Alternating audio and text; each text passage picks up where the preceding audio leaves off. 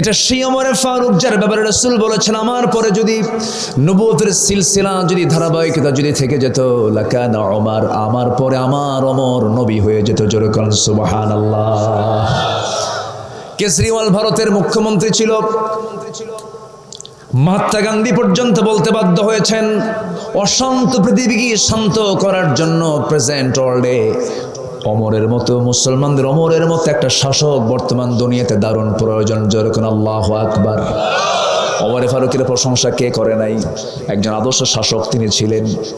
রাতের আধারে মদিনায় ঘোরাফেরা করছিলেন, ঘোরাফেরার মাঝে হঠাৎ করে তার কানে মা বেটির কথোপকথন, কনভারসেশন তার কানে চলে এলো। মা তার মেয়েকে বলছে, ও কলিজার টুকরা কন্যা সন্তান, আগামীকালকে কি বাজার করব, টাকা নাই, পয়সা নাই, উটের দুধ তো কম হয়েছে, এই উটের দুধটা বেশি করার জন্য দুধের মধ্যে কিছু পানি মিক্স করো, পানি মিশায় দাও। মেয়ে বলছে, মা এই কাজ আমার দ্বারা হবে না, এটা তো ধোঁকাবাজি হয়ে যাবে, ছলচাতুরি হয়ে যাবে, করা যাবে না। সঙ্গে সঙ্গে মা বলছে, আমার মেয়ে তুমি এখন তো অন্ধকার, কেউ তো আমাদের এখানে নাই, ওমরের পার্লামেন্টের লোকজন নাই, প্রশাসন নাই, পানি দিয়ে দাও। মেয়ে বলছে, বা মা তুমি আমাকে যার ভয়ে এখানে পানি দিতে বাধ্য করছো, প্রশাসন নাই, কিন্তু তুমি কি জানো আমরা দুজনের মাঝে এক নাম্বার রাজসাক্ষী আমার আল্লাহ তাআলা সব কিছু দেখতেছে। জোরে বলেন সুবহানাল্লাহ। এটার নাম সততা। এটার নাম কি বলেন? সততা। ওমরে ফারুক খুব খুশি হয়ে গেলেন, আরে আমার জনপদের মানুষ এতটাই সচেতন, এতটাই সজাগ, একজন ভুল করলে আরেকজন ঠিক করে দেয়। আল্লাহু আকবার বলেন। একজন ভুল করলে আরেকজন কি করে দেয়? ঠিক করে দেয়। ভুল করতে পারে কিন্তু ঠিক করার লোক থাকার দরকার আছে না নাই? আচ্ছা। সঙ্গে সঙ্গে চলে গেলেন বাড়িতে, বউটাকে ডাক দিয়ে বলছেন, বউ আমার শোনো, বহুদিন যাবত আমি আমার ছেলেকে বিয়ে করাবো, মেয়ে খুঁজি, মেয়ে পাই না, কোন পরিবারের মেয়েকে আমি নিয়ে আসবো আমার ঘরে, কিন্তু খুঁজতে খুঁজতে আজকে আসল ভালো মহিলা আজকে খুঁজে পেয়েছি, ভালো কন্যা খুঁজে পেয়েছি। কে? দুধ অলির মেয়ে, দুধ বিক্রেতা। এটা এলাকায় কি বলে? গোয়াল। গোয়ালের মেয়ে। কি বড় বংশ মনে হয় না গরিব? গরিব। কোথায় রাষ্ট্রপতি, কোথায় খলিফা? তিনি দুধ বিক্রেতার মেয়েকে চুজ করলেন ছেলে বউ বানানোর জন্য। কি খড়ের পালা দেখে, জমজমি দেখে, ব্যাংক বিমা দেখে, না তাকওয়া দেখে, না সততা দেখে? সততা দেখে। আর এখন ছেলে বিয়ে করবে কোন পরিবারে, অথবা মেয়ে দেবে কোন ছেলের সাথে? ছেলের কি আছে? সরকারি চাকরি না, ও টাকা দিয়ে আমার মেয়ের কসমেটিক্স হবে না। হ্যাঁ হতে পারে, সরকারি চাকরি হতে পারে, দেখো উপরিয়া কামাই আছে নাকি? উপরিয়া কামাই, বুঝলেন তো? বুঝলেন তো? এক্সেস কামাই আছে কিনা। এরপরে নগদ কত টাকা ক্যাশ আছে, আমেরিকা অথবা ইউরোপে সেকেন্ড হোম আছে কিনা, মঙ্গল গ্রহে অফিস আছে কিনা। কোন গ্রহে? মঙ্গল গ্রহে। এত কিছু লাগে, কিন্তু সুখ শান্তির জন্য কি অর্থ দরকার না সততা দরকার? অর্থ দরকার না সততা দরকার? আজকে যদি সততা নিয়ে যদি বেক্সিমকো গ্রুপের মালিক সালমান এফ রহমান যদি চলতেন, গোটা দেশের টপ একজন ধনী, টপ লিস্টেড ধনী, হলমার্ক কেলেঙ্কারি সহ কত ব্যাংক শেষ করে দিয়েছে, আজকে তাকে এই শেষ বয়সে এসে এই জীবন তার উপহার পাওয়া লাগতো না। আসতে কোন কেন? এমনি বলছি না, মুখের দাড়ি ছিল বেচারাটার, আমার বড় দুঃখ লাগে। আমরা দাড়ি রেখেছি কিসের মহব্বতে? বলেন কোন মানুষের মহব্বতে? বলেন কোন মানুষের? আমারে যদি মেরেও ফেলে, আমাকে যদি মেরেও ফেলে, এই দাড়িতে আমি তো খুর লাগাতে পারবো না। আমি পারবো না, আমি পারবো না। এটা আমার রাসূলের সুন্নাহ, এটা রাসূলের সুন্নাহর কারণে আমি এটা রেখেছি। আমি এখানে খুর লাগাবো না। চিন্তা করেন, সাধারণ সামান্য একটু সময় বাঁচার জন্য দাড়ি কাটলো না, কত সুন্দর সাদা চুল কালো বানাইছে, দাড়ি সোজা করছে, নাই সাদা পাঞ্জাবি গেঞ্জি পরছে, পাজামা খুলে লুঙ্গি পরছে, মুড়িওয়ালা হয়েছে, কিওয়ালা অথবা মাছ বিক্রেতা, আবার ভুল করে গিয়ে আবার নৌকায় চড়ছে। কোস্টগার্ড তাকে ধরে ফেলেছে, ধরে ফেলে বলছে না, কোস্টগার্ড তাকে ধরতে পারে নাই, ছিল আইনমন্ত্রীর সাথে। আইনমন্ত্রীকে ধরে বলে, স্যার চিনছে, আপনি চলেন থানায় যাই। আমি কি একা আসছি? আমি তো জামাতের সাথে আসছি। কে কেউ যে বসে আছে, কে চিনি না তো, লোকটা কে, মুখের দাড়ি নাই, মাথার চুল কালো, লোকটা চেনেও নাই তাকে। ভালো করে দেখো, ওটাই দরবেশ। কি কথা কি বুঝতেছেন আপনারা? সম্পদ দিয়ে কি করবেন? সততা যদি থাকে, সততার মতো এত বড় সম্পদ বান্দার জীবন আর কিছু থাকতে পারে না। আল্লাহু আকবার বলেন। সততা নিয়ে থাকবো আমরা, জোরে বলি ইনশাআল্লাহ। ভিতর এবং বাইরেটা ফ্রেশ করবেন, দেখবেন নাক ডেকে ঘুম হবে। কি ডেকে ঘুম হবে? নাক ডেকে ঘুম হবে। সে ঘুমের মধ্যে কোনো ভেজাল থাকবে না। আর যখন প্যাঁচ লাগাবেন, মিথ্যা দিবেন, এই মিথ্যা সাক্ষী, এই ওই দিস অ্যান্ড দ্যাট সব যখন জগাখুচুরি করবেন, ওষুধ ছাড়া, 4 প্রকার ওষুধ ছাড়া ঘুম হবে না। আসতে কোন কেন? তাহলে আমরা ইমানদার হব না মুনাফিক হব? বলেন বলেন, মুনাফিক হব না ইমানদার হব? ইমানদার হব। ইমানদার আর মুনাফিক কখনো একরকম হতে পারে না। আল্লাহ রাব্বুল আলামিন সূরাতুল বাকারার কয় নাম্বার আয়াত বলেন? 8 নম্বর আয়াত দিয়ে আমি তেলাওয়াত দিয়ে শুরু করেছি। ওয়ামিনান নাসি মান ইয়াকুলু আমান্না বিল্লাহি ওয়া বিল ইয়াউমিল আখির ওয়া মা হুম বিমুমিনিন। জোরে বলুন আল্লাহু আকবার। এই এই এই কই, কোথায়? আরে বসো বসো, যাত্রা, এই বসো বসো, কিছু হবে না, বসো। যাত্রায় গেলে পরে যাত্রার বসার জায়গা ছাড়ে না, অন্যের জুতা টান্নের জুতার মধ্যে সাইজ করে দেয়, তাও যায় না। বসো, কোনো ওঠাউঠি নাই। বলি ইনশাআল্লাহ। আমি খুবই খুশি আপনাদের উপরে, আলহামদুলিল্লাহ। আল্লাহ তুমি মাহফিলকে কবুল করে নাও, জোরে বলি আমিন।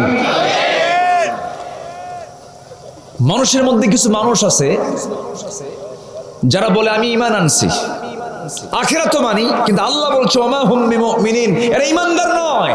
এটা মুখের বলি। কিসের বলি বলেন? মুখের বলি। আসলে এরা ঈমানদার নয়, এরা ধোঁকাবাজি করতে চায়। কি করতে চায় বলেন তো? ধোঁকাবাজি। যখন ঈমানদারদের সঙ্গে মেশে তখন বলে ভাই আমি তো আপনারই। আবার শয়তানদের সঙ্গে যখন মেশে, ভাই মূলত তোমার একটু অভিনয় করতে গেছিলাম। এরকম লোক আছে না নাই? তাফসীর মাহফিল কমিটির সভাপতি, আবার ওই একই ব্যক্তি যাত্রা কমিটির সভাপতি। শয়তান কয় তোর মতো অভিনয় আমিও পারি না। এরকম অভিনেতা আছে না নাই বলেন তো? একই ব্যক্তি মাহফিল কমিটির সভাপতি, আর ওই ব্যক্তি আবার যাত্রা কমিটির সভাপতি। Double standard. শয়তান কয় আমি পরাজিত তোমার কাছে, তোমার সঙ্গে আমি পারবো না। এরকম ভণ্ডামি আছে? আসতে বলবেন না, আছে না নাই? আচ্ছা, একটা যাত্রা মঞ্চের প্যান্ডেল, যেটা ওটার নাম দিছে কি জানেন? এক জায়গায় হাজিস প্যান্ডেল। কি বুঝলেন আপনি? আমি শুনে অবাক। মানে ওই যাত্রা কমিটির সভাপতি অমুক হাজি, সে হাজির নামে প্যান্ডেলের নাম দিছে হাজি প্যান্ডেল। যেরকম নাউজুবিল্লাহ। এগুলো কি ইমানদারের লক্ষণ না মুনাফিকের লক্ষণ? মুনাফিকের লক্ষণ। মুনাফিক কখনো খারাপ কাজে অংশগ্রহণ করতে পারে না। আমার বন্ধুগণ, মুনাফিকদের কোনো দোয়া কবুল হয় না। আবার মুনাফিকদের জন্য ভালো মানুষ দোয়া করবে, সেই দোয়া কবুল হবে না। আল্লাহ তাআলা না করে দিয়েছেন ওয়ালা তাকুমু আলা কবরিহি, মুনাফিকদের কবরের সামনেও তোমরা দাঁড়াতে পারবা না। আমার রাসূলকে সবচেয়ে বেশি কষ্ট দিয়েছে কাফের বেশি, মুশরিক বেশি না মুনাফিক বেশি? মুনাফিকরা বেশি কষ্ট দিয়েছে। আজও পৃথিবীতে ইসলামের জন্য সবচেয়ে বড় ক্ষতিকর কারা বলেন? মুনাফিকরা। যারা এইদিকেও থাকে প্যাঁচ লাগে ওইদিকে যায়। সব দরবারে আলু আলু আলু আলু আলু, বোঝেন তো? কি আলু? ভর্তা খায়, চপ খায়, ঘাটি খায়, আর কি খায়?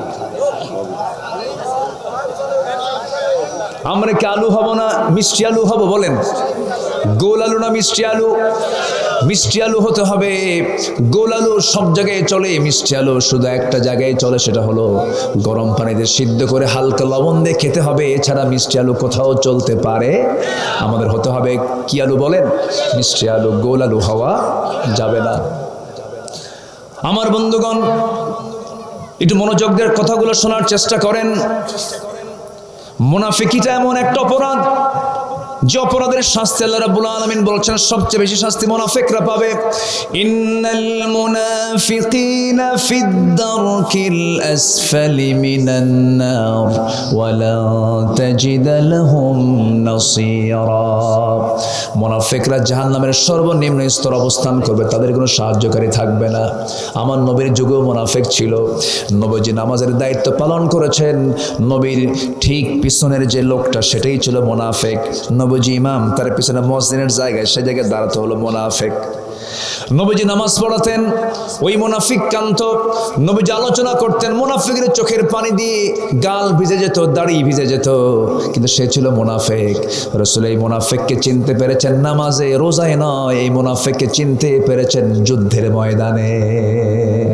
যত রক্ত লাগে দেব, প্রয়োজনে লোক পাঠাবো, আমি যাব না। কি এরকম লোক আছে না নাই বলেন তো? আমার রাসূল মুনাফিককে চিনলেন হলো বদরের দিন, উহুদের দিন, যুদ্ধের ময়দানের দিন। সেদিন তিনি দেখতে পেলেন এরা মুনাফিক।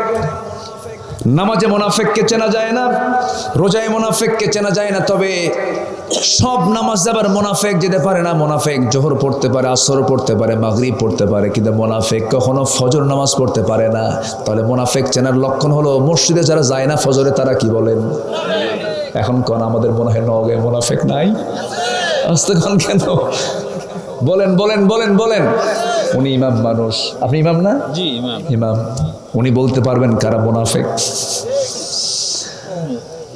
বলুন তো। জুমার দিনে, জুমার দিন না শুক্রবার? বলেন শুক্রবার না জুমাবার? বলেন বলেন, শুক্রবার না জুমাবার? আমরা কি বলবো, শুক্র না জুমা? শুক্র বললে সব না জুমা বললে সব? বলেন কিবার কিবার কিবার? জুমাবারে কয় ওয়াক্ত নামাজ? বলেন বলেন কয় ওয়াক্ত? 5 ওয়াক্ত নামাজ, ফজর, জুমা, আসর, মাগরিব, এশা। বলুন তো, জুমার নামাজ যদি কেউ নামাজ নাও পড়তে পারে, তার জোহর কি বাদ দেওয়ার কি তার কোনো মাফ আছে নাকি? বলেন তো, মাফ নাই। আচ্ছা বলেন, জুমার দিনের মুসল্লি বেশি, জুমার নামাজের মুসল্লি বেশি না ফজর নামাজের মুসল্লি বেশি? হ্যাঁ, জুমার মুসল্লি বেশি, ফজরের মুসল্লি নাই। এখন প্রশ্ন করবো আমার বন্ধুগণ, শনিবারের নামাজে ফজর থাকে, জোহর থাকে, আসর থাকে, মাগরিব থাকে, এশা থাকে। বলুন তো, কোন সময়ে মানুষগুলো সবচেয়ে বেশি বাড়িতে থাকে? কোন সময়ে বলেন? বলেন বলেন, কোন সময়, কোন রক্তে? ফজরে। জোহরে অফিসে যায়, আসরে বাইরে থাকে, বাজারে থাকে, মাগরিবে ব্যস্ত থাকে, এশার সময় তবুও বাইরে থাকতে পারে, কিন্তু ফজর 100% মানুষগুলো সব কোথায় থাকে বলেন? এরপরও যে বাড়িতে থাকার পরও মসজিদ আসতে পারে না, রাসূল বলেছেন মুনাফিক চেনার একটা লক্ষণ হলো সে কিসের নামাজে যেতে পারে না? বলেন। আল্লাহ রাব্বুল আলামিন বলেন, إذا السماء انفطرت وإذا الكواكب انتثرت إذا الشمس كورت وإذا النجوم انكدرت إذا زلزلت الأرض زلزالها وأخرجت الأرض أثقالها وقال الإنسان ما لها। আসমান ফেটে ফেটে পড়বে, সূর্য সংকুচিত হয়ে যাবে, তারকাগুলো ছিটকে ছিটকে পড়বে, জমিন প্রকম্পিত হবে, জমিন তার ভিতরের রেখে দেওয়া সব কিছু উদ্গীরণ করে দেবে। ওয়াকালাল ইনসানু মা লাহা, মানুষ বলবে এত কিছু করলাম সব তো আজকে মাটির সঙ্গে মিশে গেল, কিচ্ছু থাকবে না। থাকবেন কে? আসতে বলে থাকবেন কে? কোরআন থাকবে না? আজ থেকে কোরআন থাকবে না? এটা কি নির্মূল হবে? অ্যাকসেপ্ট দ্য হোলি কোরআন। একমাত্র কোরআন ছাড়া আমরা যা দেখতে পাচ্ছি সব একদিন ধ্বংসের চূড়ান্ত পর্যায়ে পৌঁছে যাবে, কিচ্ছু থাকবে না। কোরআন কোনো মখলুক নয়, এই জন্য ধ্বংস হবে না। কোরআন হচ্ছে কার কথা বলেন তো? আল্লাহর কথা। এই কোরআনটা আল্লাহ রাব্বুল আলামিন ১,৫০০ বছর আগে নাজিল করলেও এর একটা নির্দিষ্ট অ্যাড্রেস ছিল। কোরআন সুন্দর করে তার জবাব দিচ্ছে। যারা পারেন ঠোঁট মিলিয়ে বলুন, বাল হুয়া কুরআনুম মাজিদুন ফি লাউহিম মাহফুজ। জোরে বলুন আল্লাহু আকবার। কোরআনের ঠিকানা কি বলুন, বলুন বলুন বলুন, লাউহে মাহফুজ। এটা সাধারণ কোনো কিতাব নয়। এটা একটু কোরআন সম্পর্কে হালকা কিছু কথা বলে আমি আমার মূল বক্তব্যের দিকে আস্তে আস্তে করে চলে যাচ্ছি। কারণ মাহফিল তো কোরআনের, কোরআন সম্পর্কে কিছু ধারণার অভাব আছে, কিছু অপূর্ণ ধারণা আছে মানুষের ভিতরে। এটাকে যদি শুধু ধর্মীয় কিতাব মনে করেন ভুল হবে, শুধু যদি মনে করেন এটা নামাজের কিতাব ভুল হবে, শুধু যদি মনে করেন এটা আইনের কিতাব তাও ভুল হবে। এটা এমন একটি কিতাবের নাম, পৃথিবীর সকল প্রকার জ্ঞানের মূল সোর্স, মাদার হচ্ছে কোরআন। জোরে বলি সুবহানাল্লাহ। সকল জ্ঞানের সোর্স কি? কোরআন। সেই বিশাল জ্ঞানের দরিয়া থেকে কয়েকটা আয়াত সূরা বাকারার ৮, ৯, ১০, ১১, ১২ এই কয়েকটা আয়াতকে সামনে রেখে আমি কিছু কথা বলতে চাচ্ছি, যা তেলাওয়াত দিয়ে শুরু করেছি। কারো কোনো কষ্ট হচ্ছে না তো? বলি ইনশাআল্লাহ। আমি খুবই আনন্দিত, আমি খুবই খুশি এত মানুষ কোরআন শোনার জন্য ধৈর্যের মানসিকতা নিয়ে বসে আছেন। বলি আলহামদুলিল্লাহ।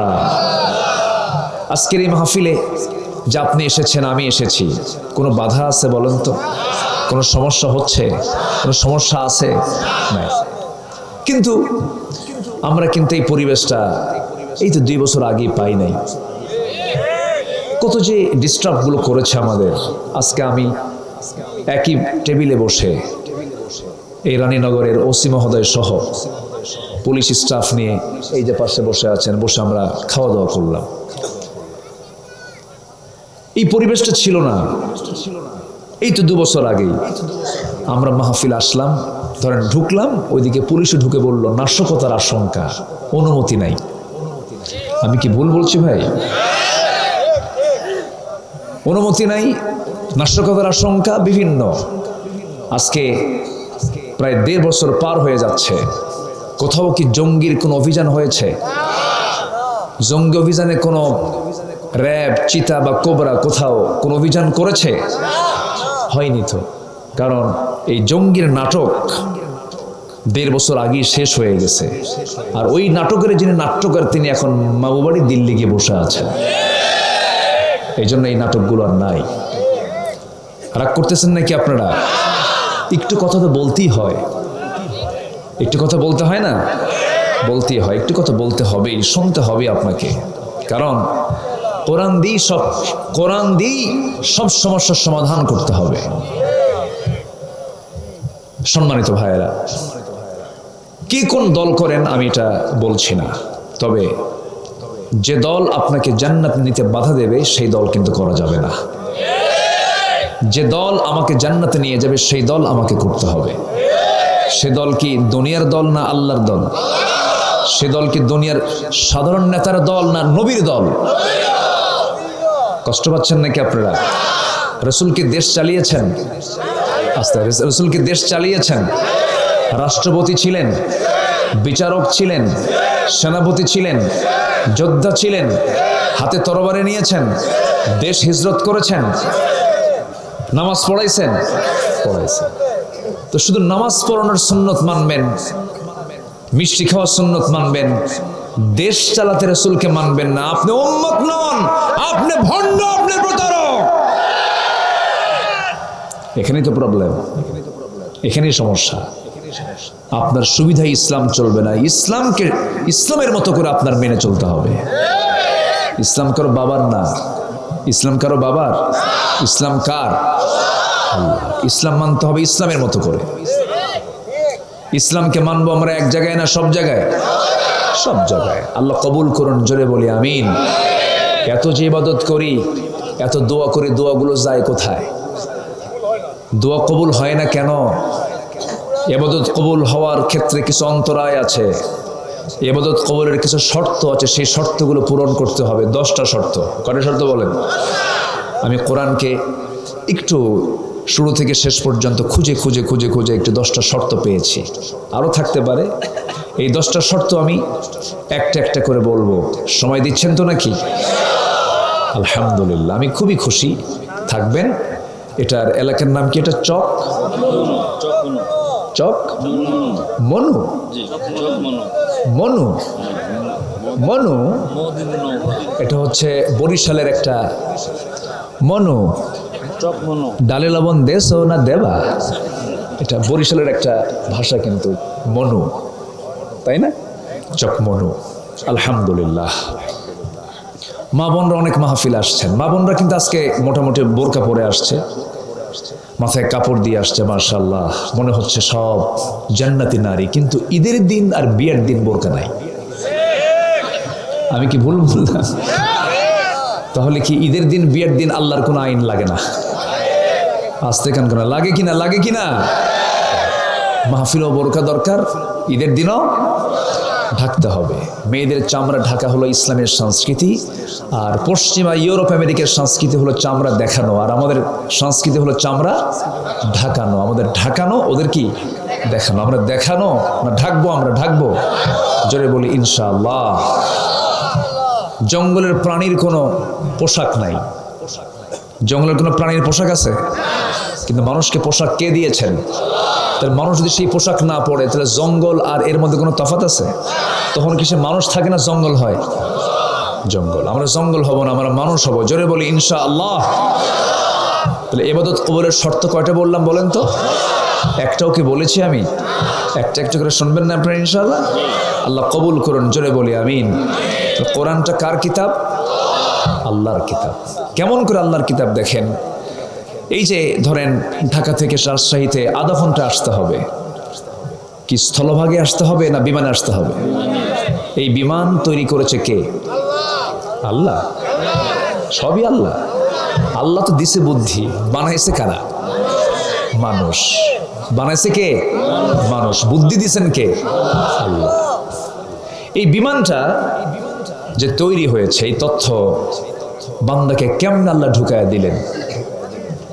সম্মানিত ভাইয়েরা, কোরআন যে আল্লাহর কিতাব। সূরা ফিল, আমরা জানি না আমরা সূরা ফিল?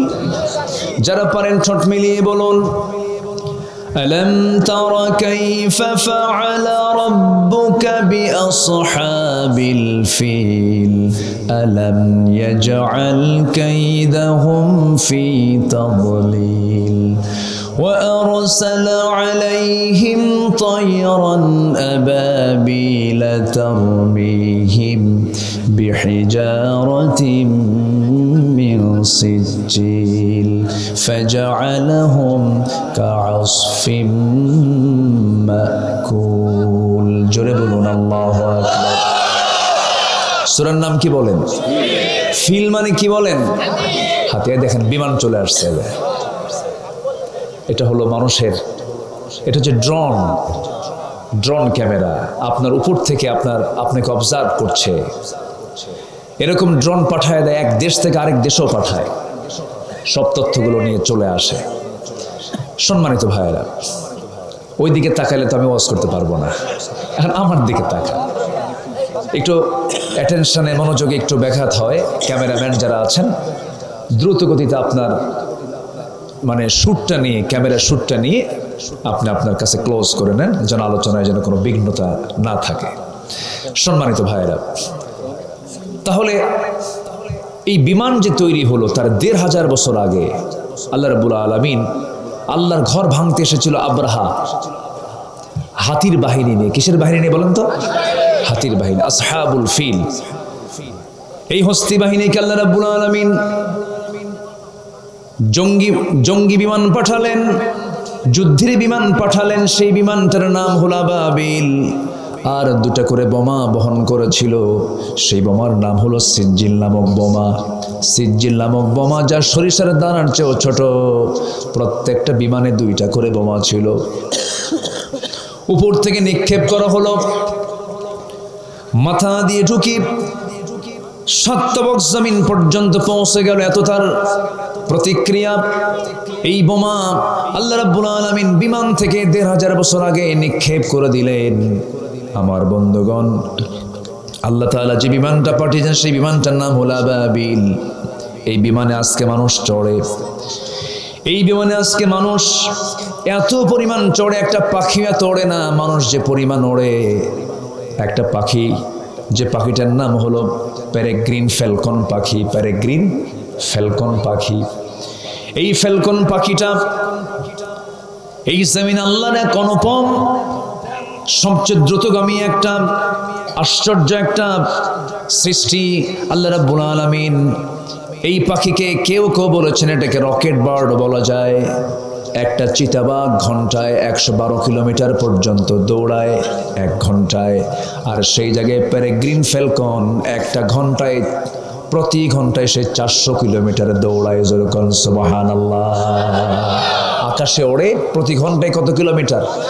400 কিলোমিটার। 400, চিন্তা করেন, 1 ঘন্টায় সে ঢাকা যাবে, আবার নওগাঁ ফিরে আসবে। একটা পাখি কয় ঘন্টায়? 1 ঘন্টায়। আমার বন্ধুগণ, তাহলে এই পাখিটা প্রচন্ড গতিতে উড়ে যাওয়ার সময় তার নাকের মধ্যে দিয়ে যে গতিতে বাতাস প্রবেশ করবে, তার লাংস তো, তার ফুসফুস তো ব্লাস্ট হয়ে যাওয়ার কথা, ব্লাস্ট তো হয় না। কারণ আল্লাহ রাব্বুল আলামিন তার নাকের একটু নিচের দিকে এমন একটা হাড়ের ট্যাপ লাগায় দিয়েছেন, হাড়ের ট্যাপ বসায় দিয়েছেন। প্রথম বাতাসটা সে হাড়ে এসে ধাক্কা খায়, এরপরে গতিটা কমে গিয়ে সে তার লাংসে বাতাস নিয়ে নেয়। এই পেরেগ্রিন ফ্যালকনের এই সৃষ্টির তথ্যটা বিজ্ঞানী যারা বিমান আবিষ্কার করেছে, এই জিনিসটা নিয়েছে, তারা বিমান আবিষ্কার করার সময় তারাও নিয়েছে এই তথ্যটা, এই ডিজাইনটা নিয়ে তারা সুন্দর করে সূক্ষ্ম করে বিমান আবিষ্কার করেছে। জোরে বলি সুবহানাল্লাহ। যখন কোনো রোগীকে ইনজেকশন করতে হয়, ইনজেকশন ওটাকে কি বলে? সিরিঞ্জ বলে না? সিরিঞ্জ না কি বলে এলাকায়? আমরা তো বাংলা কই না, এটা বাংলা কি? বাংলা তো জানি না আমরা। সিরিঞ্জের বাংলা কি অনেকে জানি না? সূচ। আচ্ছা, সূচ বলা হয়। আচ্ছা, আমরা তো অনেকে চেয়ার জানি, কিন্তু চেয়ার তো বাংলা শব্দ নয়। কেদারা, কেদারা কেউ কয়। আমি একদিন ঢাকা ইউনিভার্সিটিতে, আমি তখন পড়াশোনা করি, আমি ঢাবির ছাত্র ছিলাম। তো আমি এক রিক্সাওয়ালাকে বললাম, ভাই বিশ্ববিদ্যালয়ে যাবেন? কি কোথায়? চিনি না তো। ইউনিভার্সিটি চিনি। ইউনিভার্সিটি চেনে কিন্তু বিশ্ববিদ্যালয় চেনে না। আমার দেশে অনেক বহুল প্রচলিত কিছু ইংরেজি থাকে, যারা ইংরেজিতেই সেটা মশহুর, যেরকম চেয়ার, টেবিল। টেবিলটাও কিন্তু কি শব্দ? ইংরেজি শব্দ। তো এই সূচ যখন ইনজেকশন করার জন্য সূচ ব্যবহার করে, এই সূচটা আবিষ্কার হয়েছে একটা প্রাণী থেকে রিসার্চ করে। আল্লাহু আকবার বলেন। তার নাম হলো মশা। তার নাম কি বলেন তো? মশা। কয় কেজি ওজন? বলেন, কয় কেজি ওজন? কোন ওজন আছে? ছোট্ট একটা মশা। এর কামড়ে কি মানুষ মরে? আজ থেকে মরে? সবাই দোয়া করবেন। আমি কমিটিকেও বলিনি, কমিটিকে বললে তারা টেনশনে পড়ে যেত। আমার ফ্যামিলির 2 জন সদস্য এখন ডেঙ্গুতে আক্রান্ত। ঢাকাতে প্রচুর এই মশার প্রাদুর্ভাব। এটা আবার পরিষ্কার পানিতে হয়। এডিস, যেটা এডিস নাম, এই মশাটা মারাত্মক ভয়ঙ্কর মশা। কামড় দিলে প্ল্যাটিলেট লেভেলটা দ্রুত নিচের দিকে নেমে আসে, মৃত্যুর সম্ভাবনাটা বেশি হয়ে যায়। তো আমার ফ্যামিলির 2 জন সদস্য, আমার ওয়াইফ সহ আমার একটা মেয়ে, সেও এই মশার কামড়ে এই ডেঙ্গুতে আক্রান্ত হয়েছে। একটু দোয়া করেন সবাই, আল্লাহ যেন শাফায়ে কামেলা আজলা দান করেন। জোরে বলেন আমিন। মশাটা আল্লাহ রাব্বুল আলামিন আজ থেকে 1500 বছর আগে কোরআনে আল্লাহ তাআলা মশার একটা উদাহরণ দিয়েছেন। কাফেররা বলল, মাযা আরাদাল্লাহু বিহাযা মাসালা, তোমার আল্লাহর কাজ নাই, কাম নাই, এই কিতাবের মধ্যে আবার মশার নাম নেওয়া কি দরকার? মশা কোনো প্রাণী, ছোটখাটো একটা প্রাণী, এর নাম নেওয়া দরকার কি ছিল? কিন্তু দেখেন, সময়ের পরিক্রমায় মশাটাকে আল্লাহ পাক কেন নিয়েছেন, উত্তর একটু আমি আস্তে আস্তে করে দিচ্ছি। সম্মানিত ভাইয়েরা, সে আয়াতটা কি? আল্লাহ রাব্বুল আলামিন বলেন, ইন্নাল্লাহা লা ইয়াস্তাহি আন ইয়াদরিবা মাসালাম মা বাউদাতান ফামা ফাওকাহা فأما الذين آمنوا فيعلمون أنه الحق من ربهم وأما الذين كفروا فيقولون ماذا أراد الله بهذا مثلا يضل به كثيرا ويهدي به كثيرا وما يضل به إلا الفاسقين জোরে বলুন আল্লাহু আকবার। আল্লাহ রাব্বুল আলামিন মশার উদাহরণ দিতে তিনি লজ্জা পান না, কারণ অবশ্যই যারা ঈমানদার তাদের জন্য এখানে বড় মেসেজ রয়েছে। আর কাফেরদের মধ্যে কেমন করে মেসেজ থাকবে? তাদের কুফরি করাই তাদের চিন্তা চেতনা। আমার বন্ধুগণ, মশা এবং অত্যাধুনিক যে প্রযুক্তিগুলো আছে পৃথিবীতে, একটু মিল দেখেন, কেমন মিল। মশার চোখ সাধারণ কোনো চোখ নয়, এটা অত্যন্ত জটিল গঠনের কম্পাউন্ড আই, যেখানে শতাধিক ক্ষুদ্র লেন্স একসঙ্গে কাজ করে, এই জন্য সে চতুর্দিকে একসঙ্গে দেখতে পারে। আর আজকের আধুনিক বিজ্ঞান ঠিক একই টেকনোলজি ব্যবহার করে ডিফেন্স ড্রোন, সেলফ ড্রাইভিং কার, রোবোটিক ভিশন সিস্টেম এগুলো আবিষ্কার করেছে। মশার চোখটাকে রিসার্চ করে সুবহানাল্লাহ বলা যাবে না। এই যে ড্রোন দেখলেন না, ড্রোন সব মশা থেকে। আমার বন্ধুগণ, রাতের বেলা শুয়ে পড়েছেন, একটা মশা আপনার চোখে ধরা পড়ে নাই, চতুর্দিকে নেটিং করা, শুয়ে পড়েছেন আপনি, লাইটটা বন্ধ করে শুধু বিছানায় মাথা রেখেছেন, পিঠটা রেখেছেন। 10 মিনিট যেতে না যেতেই নাকের কাছে কানের কাছে এসে সারেগামা পাদানিসা আছে কিনা, হয় কিনা? তাহলে আপনার চোখে মশা নাই, কিন্তু লাইটও বন্ধ, অন্ধকারেও মশা আপনাকে আবিষ্কার করলো কেমনে? আপনি মানুষ, আপনি মশা দেখলেন না, ও আপনাকে দেখলো কেমনে? বিজ্ঞান বলছে 75 ফুট দূর থেকে মশা টের পায় যেখানে কোন মানব সন্তান মানব শুয়ে আছে। জোরে বলেন সুবহানাল্লাহ। কত ফুট দূর থেকে? তাহলে আমার ঘ্রাণ বেশি না মশার ঘ্রাণ বেশি? ও ঘ্রাণ পায় যেখানে কোন স্থলির মধ্যে শুয়ে আছে। আমার বন্ধুগণ, এই পৃথিবীতে যত মেশিন আবিষ্কার হয়েছে, এই যে নাকির ডগায় কানের কাছে এসে ভন ভন ভন ভন আওয়াজ, গুনগুন গুনগুন আওয়াজ আমার কানে আসে, এটা কিন্তু মশার কিন্তু গলার ভোকাল কর্ড নয়, ভোকাল কোন আওয়াজ নয়। এটা হলো কিসের আওয়াজ বলেন তো? পাখার আওয়াজ। বিজ্ঞান বলছে প্রত্যেকটা মশা প্রতি সেকেন্ডে ওড়ার সময় তার 2টা পাখার ঝাপটান মারে প্রতি সেকেন্ডে 400 থেকে 500 বার। প্রতি সেকেন্ডে, মিনিট না কিন্তু, প্রতি সেকেন্ডে ঝাপটান মারে কয়শো বার? 400 থেকে 500 বার। পৃথিবীতে আজ পর্যন্ত এমন দ্রুতগামী মেশিন আজ পর্যন্ত পৃথিবীতে কেউ আবিষ্কার করতে পারে নাই। তাহলে এই মেশিনটা আছে কোন প্রাণীর ভিতরে? কত বড়? তাহলে একটা থাপ্পড়ে যেটা শেষ হয়ে যাচ্ছে, তার মধ্যে এত ছোট্ট মেশিন লেগে দিয়েছেন যে ওই রকম মেশিন আজ পর্যন্ত পৃথিবীতে কেউ আবিষ্কার করতে পারে নাই। জোরে বলে সুবহানাল্লাহ। আচ্ছা, মশার কামড় খায়া খতম হয়েছে এক কাফের, নাম কি বলুন? কে কে কে? নমরুদ। আল্লাহর পয়গম্বরকে আগুনে পুড়ে মারতে চেয়েছিল। কোন পয়গম্বরকে বলেন? আর আল্লাহ বললেন তুই আমার ইব্রাহিমকে পুড়ে মারবি, তোরে বেশি না, কি মশা দিয়া? দেখেন ন্যাংরা, কিন্তু কি মশা দিয়া? কি মশা দিয়া? ন্যাংরা মশা দিয়া। তাহলে উদাহরণ কি আল্লাহর দেওয়া ঠিক না ব্যাঠিক? ব্যাঠিক হয়েছে না ঠিক হয়েছে? আচ্ছা, সিরিঞ্জ যে আবিষ্কার হয়েছে, সিরিঞ্জ, এই যে ইনজেকশন যে দেয়, এটাও কিন্তু এই মশার সুর, এটাকে সুর বলে। ওই যে সামনের যে একটা বসায় দেয়, এই যখন বসায় দেয় সে শুধু একটা সুর না, এর মধ্যে 6টা অংশ আছে, 6টা পার্ট। কয়টা পার্ট বলেন তো? 6টা পার্ট। প্রথম 2টা পার্ট দিয়ে ছুরির মতো কাজ করে। প্রথমে করে কি আপনার শরীরকে নির্দিষ্ট জায়গা থেকে ফেড়ে ফেলার পর পরবর্তী দুইটা সূচের যে অংশ আছে এখান থেকে দেহ থেকে ব্লাড ভেসেলটা পৃথক করে ফেলে। এরপরে পঞ্চম সূচটা দিয়া চেতনা নাশক কেমিক্যাল সে আপনার চামড়ায় দিয়ে দেয়, যেন সলিমুদ্দিন না টের পায়। টের পাইলে কি হবে? মরে যাব আমি। সেটার জীবনটাকে সিকিউর করার জন্য, নিরাপত্তা নিশ্চিত করার জন্য করে কি, ওই সিরিঞ্জের ওই সূচের ভিতরে, শরীরের ভিতরের পঞ্চম অংশটুকু দিয়া তার শরীর থেকে একটা কেমিক্যাল বের করে চতুর্দিকে এনেস্থেসিয়া করে। কি করে? এনেস্থেসিয়া করে। এনেস্থেসিয়া করে অজ্ঞান করে ওই জায়গাটুকু অবশ করে ফেলে। এরপরে সর্বশেষ অংশটুকু দিয়া ওই মশা আমার আপনার দেহ থেকে রক্ত শুষে শুষে চুষে নিয়ে বের হয়ে যায়। কখন চলে যায় আপনি টের পান না। কিছুক্ষণ পর জ্বলনি শুরু হয়। যখন এনেস্থেসিয়া যখন কাজ করে না তখন জ্বলনি শুরু হয়ে যায়।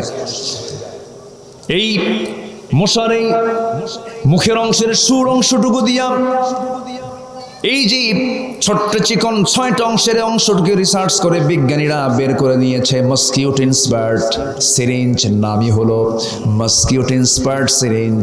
এই মশার উপরের সামনের সুরের অংশকে রিসার্চ করে আজকে এই সিরিঞ্জ আবিষ্কার হয়েছে। যেরকম সুবহানাল্লাহ।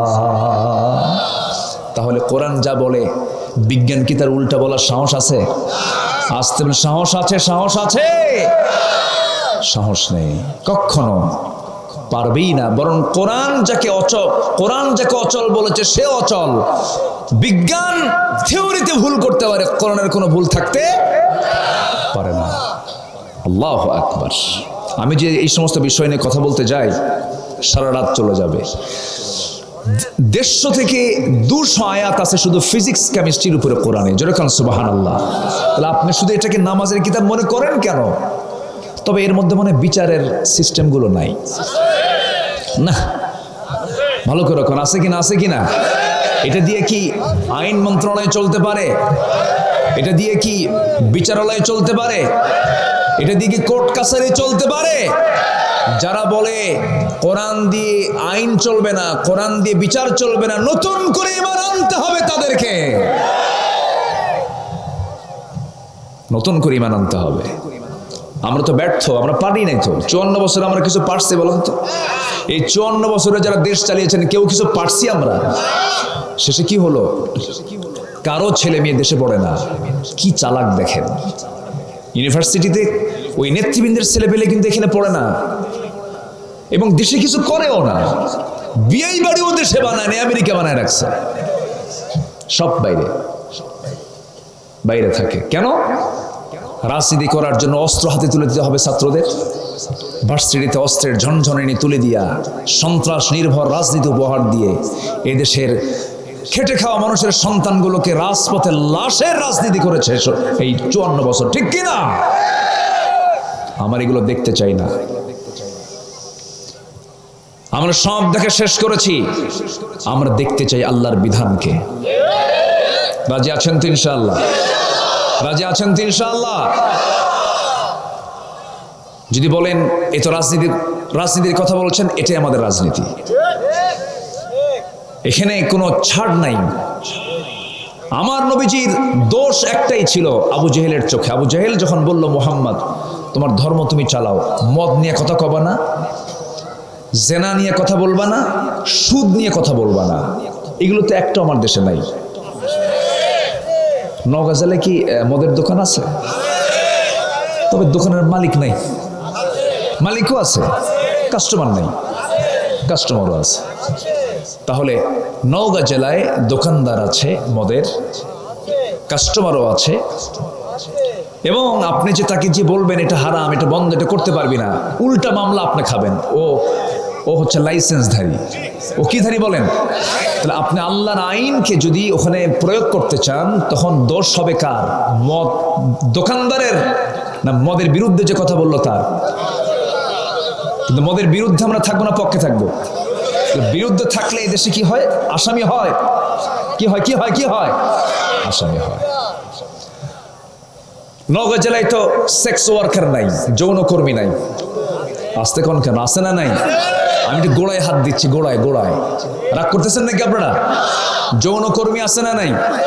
আপনি তাকে দিয়ে যদি বলেন যে পুলিশকে, যে বলেন পুলিশ ওকে ধরো, ও অসামাজিক কাজ করছে, জেনার কাজ করছে, সে লাইসেন্স বের করে পুলিশকে দেখায় বলবে I M A sex worker, আমি যৌনকর্মী, আমাকে ধরার অধিকার তোর নাই। কিচ্ছু করতে পারবে না। পারবে? পারবে না। এটা বিধান, এটা আইন। এটা আচ্ছা বলেন তো, আমরা মাহফিল আসছি, রাস্তা দিয়ে যে আসছে, বাম দিক দিয়ে আসছে না ডান দিক দিয়ে আসছে? ইসলামের নিয়ম কি বলেন? বলেন বলেন বলেন বলেন। এখন নওগাঁর যদি এই ট্রাফিক কন্ট্রোল যারা করেন, আপনি যদি বাম দিয়ে না চলে যদি ডান দিয়ে আসেন, আপনি কি মামলা খাবেন না? খাবেন কিনা বলেন? তাহলে আল্লাহর আইন মানতে গেলে দেশে কি খেতে হয়? মামলা খেতে হয়। কি খেতে হয়? এটাই হচ্ছে আইন, রাগ করা যাবে না। তাহলে আমি চাইলেই আমি আল্লাহর আইনকে মানতে পারছি না, কিন্তু পরিপূর্ণ মানতে পারবো কখন? যখন থাকবে সমাজে কার আইন? আল্লাহর আইন থাকবে। রাগ করলেন? রাগ করা যাবে না। একটু মনোযোগ দিয়ে কথাগুলো শোনেন। আমাদের দোয়া কেন কবুল হয় না? আমরা এরকম হুজুর আমার দেশে আছে, মদের দোকান উদ্বোধন হবে, দোয়া করে আল্লাহ মদের দোকানের কাস্টমার বাড়ায় দাও। হ্যাঁ, আছে আছে আছে। আমি রংপুর হারাগাছ একটা এলাকা আছে, হারাগাছ, প্রচুর বিড়ির ফ্যাক্টরি। আজ থেকে 8-9 বছর আগে আমাকে এক মাহফিলে দাওয়াত দিল। আমি জানি না যেটা বিড়ির ফ্যাক্টরির মাহফিল। তো আমি যে মাহফিলে বসলাম, আলোচনা করলাম, শেষে আমাকে আর কিচ্ছু বলতেছে না, কিছু বলে নাই, শুধু দোয়া রাখতে বলতে, হুজুর আমার ফ্যাক্টরির জন্য একটু দোয়া করেন। আমি বললাম ভাই কি দোয়া করবো বলেন তো? আপনার ফ্যাক্টরির জন্য যদি দোয়া করি তাহলে তো বিড়ির পক্ষের দোয়া হয়ে গেল। আমি কি জাতিকে বিড়ি খাওয়ার জন্য উৎসাহ দেব? বল। সিনেমা হল উদ্বোধন হবে, সিনেমা হল, সিনেমা, নতুন সিনেমা আসছে, হুজুরকে দাওয়াত দিয়ে নিয়ে আসছে। হুজুর দোয়া করে আল্লাহ এই সিনেমার নায়ক নায়িকা কলা কুশলী সবার প্রতি তোমার খাস রহমত নাজিল করো। আমরা কোথায় আছি বলেন? আমাদের সমস্যাগুলো কত জটিলতা আমাদের ভিতরে। তাহলে ইবাদত কবুল হওয়ার শর্ত তো এগুলো নয়। ইবাদত কবুল হওয়ার শর্ত মোটামুটি 10টা। নাম্বার 1 হলো আমাদের ভিতর এবং জবান, ভিতর এবং বাহির হতে হবে। দুই রকম, দুই হতে হবে না, এক হতে হবে। এটার নাম হচ্ছে ইমান। এটার নাম কি বলেন তো? ইমান। আর এর যাদের 2 রকম, এটা কি ইমান না মুনাফিকি? মুনাফিকি। তাহলে মুনাফিকি বাদ দেব। ইবাদত কবুল করবেন কে? কেবল 10টার কয়টা বললাম? কয়টা বললাম? নুরু ওয়াজ কি শেষ না শুরু? মেন্টালি সেটআপ নিয়ে বসে থাকেন। কষ্ট হচ্ছে না তো? এই ছেলে, এই তুমি কি আওয়াজ করো? আব্বা আওয়াজ করো না। ছোট ছোট বাচ্চারা এইগুলোই করে। মাঝে মাঝে মাহফিলে দেখি, আমি আলোচনা করি, দূর থেকে ছোট্ট ছোট বাচ্চারা টার্গেট লাইট মারে আমারে। আমি বলি দেখেন তো কে? অবশ্যই ছোট মানুষ, যাই দেখেছে ছোট মানুষ। বললাম যে ও খুব বুদ্ধিমান, খুব দুষ্ট, এটাই দরকার। ও দেখে যে হুজুরের চোখের পাওয়ার কেমন। এরা বাচ্চাদের কাজ এগুলো, এরা এগুলো করবেই। তবু এদেরকে ধমক দেওয়া জায়েজ নাই। কোন শিক্ষার জন্য কোনো ছাত্রকে মারা যাবে না, আমি মারের পক্ষে না। মানসিক বিকাশের জন্য বিভিন্ন পন্থা আছে। আপনি মারবেন কেন? আপনি মারবেন না, তাকে দেখবেন, সুন্দর করে বুঝাবেন, অভিনয় করবেন, তার সামনে হাসবেন, অভিনয় করে বলবেন হ্যাঁ, হালকা মৃদু, হালকা একটু ভয় দেখানো, সেটা ভিন্ন কথা। কিন্তু আমার দেশে কিছু কিছু জায়গায় এটার কিছু হক নষ্ট করে ফেলে। আছে না নাই বলেন তো? আছে না নাই? আচ্ছা, যেটা অসত্য কথা বলে ফেললাম। তবে হ্যাঁ, লা তারফা আসাকা আন আহলিক, তোমার পরিবার থেকে লাঠিকে উঠায় নিও না। আগের হাই স্কুলের টিচাররা যখন রাস্তা দিয়ে যেতেন, ছাত্ররা সাইকেল থেকে নামতো, স্যারকে সম্মান করত, ভক্তি করত। আর এখন স্যার যদি কোনো ছাত্রকে একটু থাপ্পড় মারে, পরের দিন চৌরাস্তার মোড়ে দাঁড়ায় কয় স্যার এখন পালাবেন কই? এই আছে না নাই? আছে না নাই? আদব নাই, আখলাক নাই, এগুলো সব উল্টে পাল্টে গেছে। রাজশাহীতে কোন ইউনিভার্সিটির শিক্ষককে 4 হাত পা ধরে পুকুরে চুবাইছে। কোথায় চুবাইছে? পুকুরে। কুষ্টিয়া ভার্সিটিতে স্টুডেন্টরা স্যারকে বলছে স্যার এই যে অস্ত্র, এটা শিখে নেন, ট্রেনিং কেমনে করতে হয়। ইউনিভার্সিটিতে ছাত্র শিক্ষককে পিটায় না, শিক্ষক ছাত্রকে পিটায়। ছাত্র শিক্ষককে পিটায়, স্যার সোজা হন। কি হন? সোজা হন। এই সব উল্টাপাল্টা হয়ে গেছে কেন? মূল কারণ হলো কিসের শিক্ষা নাই। আসতে হলো না, কিসের শিক্ষা নাই। আজ থেকে 20 বছর আগে ও প্রত্যেকটা গ্রামে গ্রামে ফোরকানিয়া মাদ্রাসা ছিল, মক্তব ছিল। যেই যেখানেই গেছে প্রথম সবকটা নিয়েছে কোরআনের সবক, ভদ্রতা ছিল। এখন এগুলো নাই, সব দখল করছে কেজি। কেজি নাম শুনছেন তো? সেরের ওজন বেশি না কেজির ওজন বেশি? এই জন্য বাচ্চার গায়ের যে ওজন তার চেয়ে ব্যাগের ওজন বেশি। এতগুলো বই, এত বই লাগবে কেন? বাচ্চার বিকাশের জন্য বেশি বইয়ের দরকার নাই। ছোট্টবেলায় কোরআন হাতে তুলে দেন, আপনার সন্তানকে কোরআন পাহারা দেবে। এত কিছু লাগে না। সম্মানিত ভাইয়েরা, সন্তানকে আমরা মুআদ্দাব বানাবো। কোন শিক্ষা প্রতিষ্ঠান থেকে সন্তান আদব শেখে না। সন্তান আদব শেখে হলো বাপ মার কোল থেকে। বাপ মা আপনি আদব শিখাবেন, শিক্ষা দিবেন। জোরে বলি ইনশাআল্লাহ, জোরে বলি ইনশাআল্লাহ। ছোটকে স্নেহ করা, বড়কে সম্মান করা। বাচ্চা, তুমি তো আমার ওয়াজ তো অন্যদিকে নিয়ে গেছিলা, আমি এখন লাইনে আসি। 1 নম্বর শর্ত হচ্ছে মুনাফিকি দূর করতে হবে ভিতর থেকে। রাজি আছেন তো সবাই? আমার দেশে মুনাফিক নাই তো? আমার দেশে মুনাফিক আছে? মুনাফিক কে বল? মুনাফিক কারা? আমরাই না? বলে ফেলেছেন আমরাই। তবে হ্যাঁ, কিছু সত্যতা আছে। একটু দেখেন তো মিলে নাকি আমাদের মধ্যে মুনাফিকি কতটুকু আছে বা নাই, একটু মিলাই দিই আমি। মানে জাস্ট কিছু সিমটম গুলো বলি, একটু মনোযোগ দিয়ে শুনবেন। আমার বন্ধুগণ, আমার রাসূল বলছেন মুনাফিকের আলামত হলো 3টা আলামত। আমার বন্ধুগণ, যদি কোনো ঘরের ভিতরে ঢুকে যদি আপনি দেখেন এখানে গোবর, এখানে গোবর, এখানে গোবর পড়ে আছে, কিসের ঘর বলবেন? গোয়াল ঘর। যখন কোথাও ধোঁয়া উঠতে দেখবেন, ভাববেন নিচে কি আছে? বলেন আগুন আছে। কি আছে? আগুন আছে। আগুন আছে যেখানে ধোঁয়া আছে সেখানে। ঠিক তেমনি মুনাফিকের কিছু আলামত আছে। এই আলামতগুলো যখন কোনো বান্দার মধ্যে দেখা যাবে, সে ব্যক্তি মুনাফিক। নাম্বার 1 হলো ইদা হাদাসা কাযাবা, যখন সে কথা বলে মিথ্যা কথা বলে। আমার দেশের মানুষ তো 1%ও মিথ্যা কথা বলে না। মিথ্যা কথা কয়। বেশি মিথ্যা কথা বলে কারা? যারা মাইকে, যারা বটতলার মোড়ে যারা বক্তব্য দেয়। ঠিক কিনা বলেন? আছে কিনা? আছে কিনা? মাইক ফেটে শেষ, কিন্তু মিথ্যার শুধু বুলি নিয়েই আমরা 54 বছরগুলো শুনলাম। অন্ন, বস্ত্র, শিক্ষা, বাসস্থান, চিকিৎসা, এত ওয়াদা। আমরা সামনে সরকার ক্ষমতা আসলে মদিনার সনদে দেশ চালাবো। মদিনার সনদে দেশ চালায় নাই, মোদির সনদে দেশ চালিয়েছে ওরা। মিথ্যা, শুধু মিথ্যা। তাহলে মিথ্যা কথা বলা যাবে? মিথ্যা বললে কি হয়ে যায়? বলেন কি হয়ে যায়? কি হয়ে যায়? মুনাফিক হয়ে যায়। আব্দুল কাদের জিলানীর নাম শুনছেন? কি ছিলেন? বড় পীর। আমার দেশে ওনার পরিচয় কি বলেন তো? বড় পীর, বড় মুআল্লিম, বড় উস্তাদ ছিলেন, বড় শিক্ষক ছিলেন। তিনি সাহাবী ছিলেন না, কিন্তু সাহাবীর পরেও মানে পৃথিবীতে আসলেও তার একটা বিশেষ সম্মান আল্লাহ পাক তাকে দান করেছেন। আব্দুল কাদের জিলানী যখন ছোট্টবেলা দিন শিক্ষার জন্য বাড়ি থেকে বিদায় নিচ্ছেন মার কাছ থেকে, মা তার সন্তানকে ডাক দিয়া বুকের মধ্যে জড়িয়ে ধরে বলে, বাজান আমি তোমাকে বিদায় দিতেছি, আমার বুকটা খান খান করছে, আমি তোমাকে শূন্য করে আমি কেমন করে থাকবো, তবে সান্ত্বনা নিয়ে থাকি। বাজান দিন শেখার জন্য অনেক দূরে চলে যাচ্ছ, আমি তোমাকে পাঠায় দিলাম, বাবা তুমি চলে যাও। এই যে কিছু স্বর্ণ মুদ্রা দিয়ে দিলাম, কিছু টাকা পয়সা দিয়ে দিলাম, তবে একটা নসিহত তোমাকে করি। কয়টা?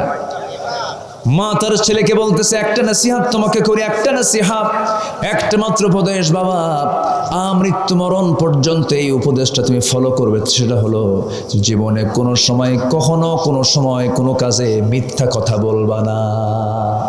যাও বাবা। পাঠায় দিলেন, রওনা দিয়েছেন।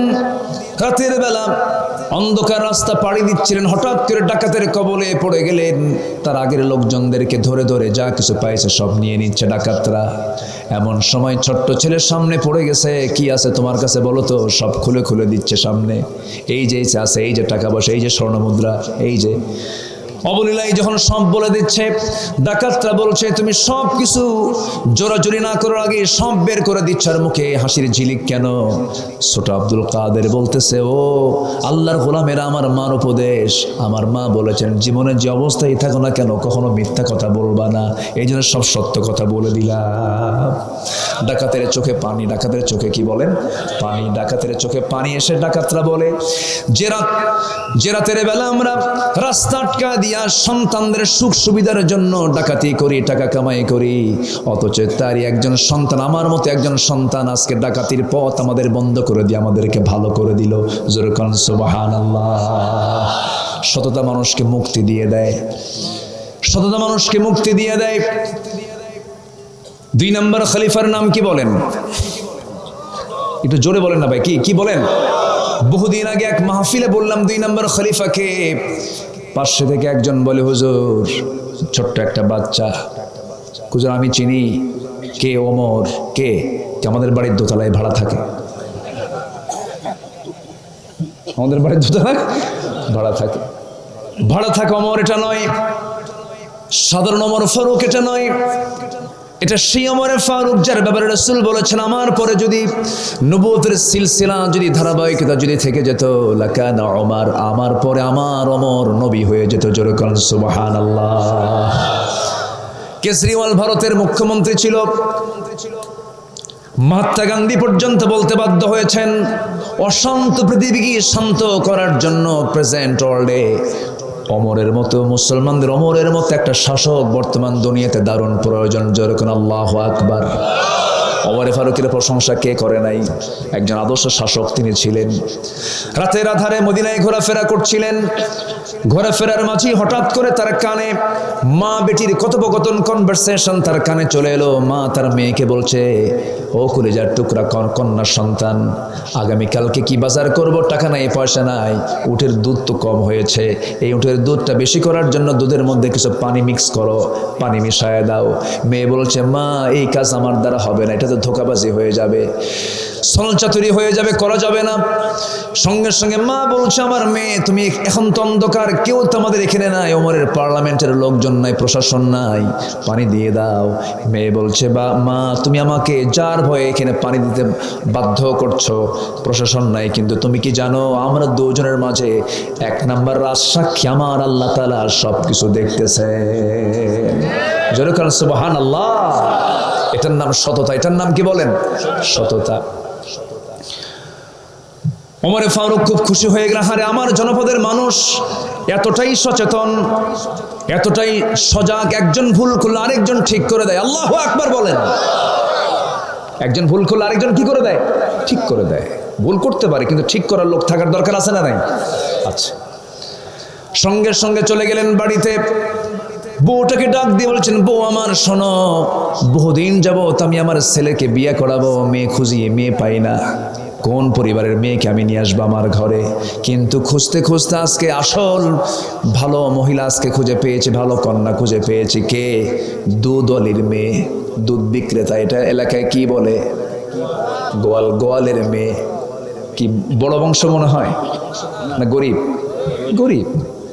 কোথায় রাষ্ট্রপতি, কোথায় খলিফা? তিনি দুধ বিক্রেতার মেয়েকে চুজ করলেন ছেলে বউ বানানোর জন্য। কি খড়ের পালা দেখে, জমজমি দেখে, ব্যাংক বিমা দেখে, না তাকওয়া দেখে, না সততা দেখে? সততা দেখে।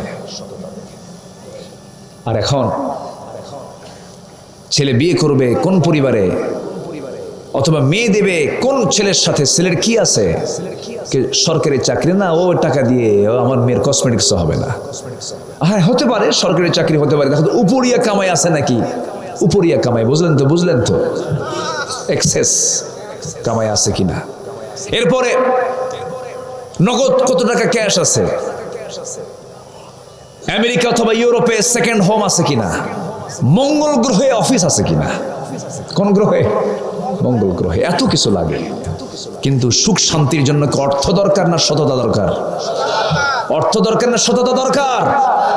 আজকে যদি সততা নিয়ে যদি বেক্সিমকো গ্রুপের মালিক সালমান এফ রহমান যদি চলতেন, গোটা দেশের টপ একজন ধনী, টপ লিস্টেড ধনী, হলমার্ক কেলেঙ্কারি সহ কত ব্যাংকে শেষ করে দিয়েছে, আজকে তাকে এই শেষ বয়সে এসে এই জীবন তার উপহার পাওয়া লাগতো না।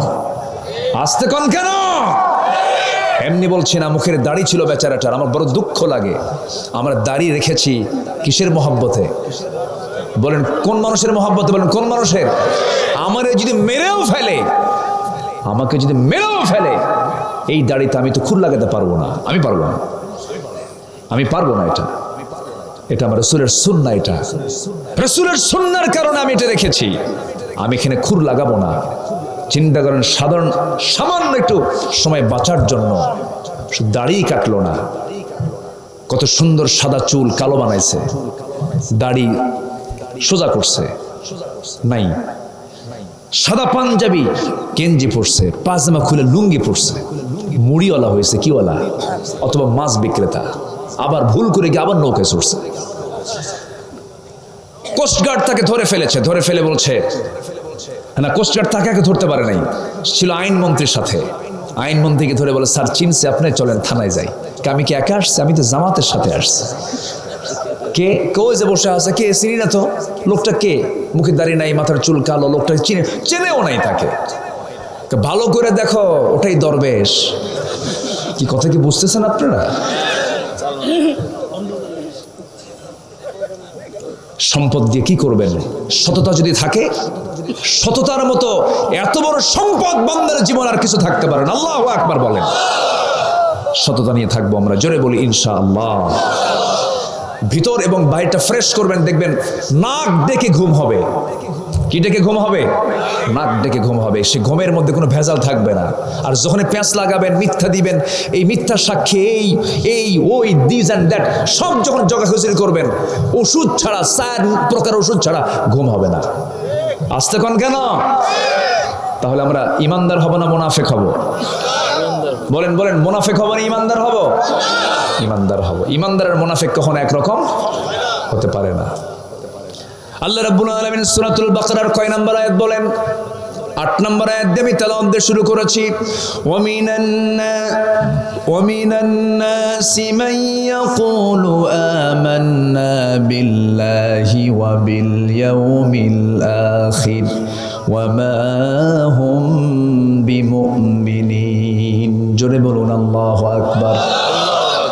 এই এই এই কই, কোথায়? আরে বসো বসো, যাত্রায় বসো বসো, কিছু হবে না, বসো। যাত্রায় গেলে পরে যাত্রার বসার জায়গা ছাড়ে না, অন্যের জুতা টান্নের জুতার মধ্যে সাইজ করে দেয়, তাও যায়। বসো, কোনো ওঠাউঠি নাই। বলি ইনশাআল্লাহ। আমি খুবই খুশি আপনাদের উপরে, আলহামদুলিল্লাহ। আল্লাহ তুমি মাহফিলকে কবুল করে নাও, জোরে বলি আমিন। মানুষের মধ্যে কিছু মানুষ আছে যারা বলে আমি ঈমান আনছি, আখিরাত মানি, কিন্তু আল্লাহ বলছে ওমা হুম বিমুমিনিন, এরা ঈমানদার নয়। এটা মুখের বলি। কিসের বলি বলেন? মুখের বলি। আসলে এরা ঈমানদার নয়, এরা ধোঁকাবাজি করতে চায়। কি করতে চায় বলেন তো? ধোঁকাবাজি। যখন ঈমানদারদের সঙ্গে মেশে তখন বলে ভাই আমি তো আপনারই। আবার শয়তানদের সঙ্গে যখন মেশে, ভাই মূলত তোমার একটু অভিনয় করতে গেছিলাম। এরকম লোক আছে না নাই? তাফসীর মাহফিল কমিটির সভাপতি, আবার ওই একই ব্যক্তি যাত্রা কমিটির সভাপতি। শয়তান কয় তোর মতো অভিনয় আমিও পারি না। এরকম অভিনেতা আছে না নাই বলেন তো?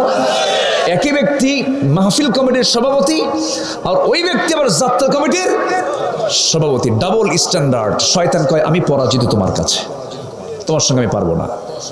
এরকম ভণ্ডামি আছে? আসতে বলবেন না, আছে না নাই? আচ্ছা, একটা যাত্রা মঞ্চের প্যান্ডেল যেটা, ওটার নাম দিছে কি জানেন? এক জায়গায় হাজিজ প্যান্ডেল। কি বুঝলেন আপনি? আমি শুনে অবাক। মানে ওই যাত্রা কমিটির সভাপতি অমুক হাজি, সে হাজির নামে প্যান্ডেলের নাম দিছে হাজি প্যান্ডেল। যেরকম নাউজুবিল্লাহ। এগুলো কি ইমানদারের লক্ষণ না মুনাফিকের লক্ষণ? মুনাফিকের লক্ষণ। মুনাফিক কখনো খারাপ কাজে অংশগ্রহণ করতে পারে না। আমার বন্ধুগণ, মুনাফিকদের কোনো দোয়া কবুল হয় না। আবার মুনাফিকদের জন্য ভালো মানুষ দোয়া করবে, সেই দোয়া কবুল হবে না। আল্লাহ তাআলা না করে দিয়েছেন ওয়ালা তাকুমু আলা কবরিহি, মুনাফিকদের কবরের সামনেও তোমরা দাঁড়াতে পারবা না। আমার রাসূলকে সবচেয়ে বেশি কষ্ট দিয়েছে কাফের বেশি, মুশরিক বেশি না মুনাফিক বেশি? মুনাফিকরা বেশি কষ্ট দিয়েছে। আজও পৃথিবীতে ইসলামের জন্য সবচেয়ে বড় ক্ষতিকর কারা বলেন? মুনাফিকরা। যারা এইদিকেও থাকে প্যাঁচ লাগে ওইদিকে যায়। সব দরবারে আলু আলু আলু আলু আলু বোঝেন তো কি আলু? ভর্তা খায়, চপ খায়, ঘাটি খায়, আর কি খায়? আমরা কি আলু হব না মিষ্টি আলু হব বলেন? গোল আলু না মিষ্টি আলু? মিষ্টি আলু হতে হবে।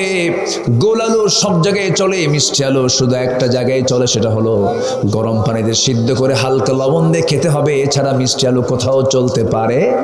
আমাদের হতে হবে কি আলু বলেন? মিষ্টি আলু। গোল আলু হওয়া যাবে না। আমার বন্ধুগণ, একটু মনোযোগ দিয়ে কথাগুলো শোনার চেষ্টা করেন। মুনাফিকিটা এমন একটা অপরাধ যে অপরাধের শাস্তি আল্লাহ রাব্বুল আলামিন বলছেন সবচেয়ে বেশি শাস্তি মুনাফিকরা পাবে। ইন্নাল মুনাফিকিনা ফিদ দারকিল আসফালি মিনান নার ওয়া লা তাজিদ লাহুম নাসীরা। মুনাফিকরা জাহান্নামের সর্বনিম্ন স্তর অবস্থান করবে, তাদের কোনো সাহায্যকারী থাকবে না। আমার নবীর যুগেও মুনাফিক ছিল। নবীজি নামাজের দায়িত্ব পালন করেছেন, নবীর ঠিক পিছনের যে লোকটা সেটাই ছিল মুনাফিক। নবীজি ইমাম, তার পিছনে মসজিদের জায়গায়, সেই জায়গায় দাঁড়াতে হলো মুনাফিক। নবীজি নামাজ পড়াতেন, ওই মুনাফিক কান্ত। নবীজি আলোচনা করতেন, মুনাফিকের চোখের পানি দিয়ে গাল ভিজে যেত, দাড়ি ভিজে যেত, কিন্তু সে ছিল মুনাফিক। রাসূল এই মুনাফিককে চিনতে পেরেছেন নামাজে, রোজায় নয়। এই মুনাফিককে চিনতে পেরেছেন যুদ্ধের ময়দানে। যত রক্ত লাগে দেব, প্রয়োজনে লোক পাঠাবো, আমি যাব না। কি এরকম লোক আছে না? নাই বলেন তো। আমার রাসূল মুনাফিককে চিনলেন হলো বদরের দিন, উহুদের দিন, যুদ্ধের ময়দানের দিন। সেদিন তিনি দেখতে পেলেন এরা মুনাফিক। নামাজে মুনাফিককে চেনা যায় না, রোজায় মুনাফিককে চেনা যায় না, তবে সব নামাজ আবার মুনাফিক যেতে পারে না। মুনাফিক জোহর পড়তে পারে, আসর পড়তে পারে, মাগরিব পড়তে পারে, কিন্তু মুনাফিক কখনো ফজর নামাজ পড়তে পারে না। তাহলে মুনাফিক চেনার লক্ষণ হলো মসজিদে যারা যায় না ফজরে, তারা কি বলেন? এখন কোন আমাদের মনে হয় নওগে মুনাফিক নাই? আস্তে কোন কেন? বলেন বলেন বলেন বলেন। উনি ইমাম মানুষ, আপনি ইমাম না? জি ইমাম। ইমাম, উনি বলতে পারবেন কারা মুনাফিক? বলুন তো। জুমার দিনে, জুমার দিন না শুক্রবার? বলেন শুক্রবার না জুমাবার? বলেন বলেন শুক্রবার না জুমাবার? আমরা কি বলবো, শুক্র না জুমা? শুক্র বললে সব না জুমা বললে সব? বলেন কিবার কিবার কিবার? জুমাবারে কয় ওয়াক্ত নামাজ? বলেন বলেন কয় ওয়াক্ত? 5 ওয়াক্ত নামাজ, ফজর, জুমা, আসর, মাগরিব, এশা। বলুন তো, জুমার নামাজ যদি কেউ নামাজ নাও পড়তে পারে, তার জোহর কি বাদ দেওয়ার কি তার কোনো মাফ আছে নাকি? বলেন তো, মাফ নাই। আচ্ছা বলেন, জুমার দিনের মুসল্লি বেশি, জুমার নামাজের মুসল্লি বেশি না ফজর নামাজের মুসল্লি বেশি? হ্যাঁ, জুমার মুসল্লি বেশি, ফজরের মুসল্লি নাই। এখন প্রশ্ন করবো আমার বন্ধুগণ, শনিবারের নামাজে ফজর থাকে, জোহর থাকে, আসর থাকে, মাগরিব থাকে, এশা থাকে।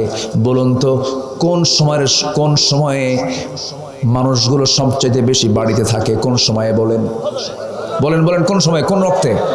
ফজরে।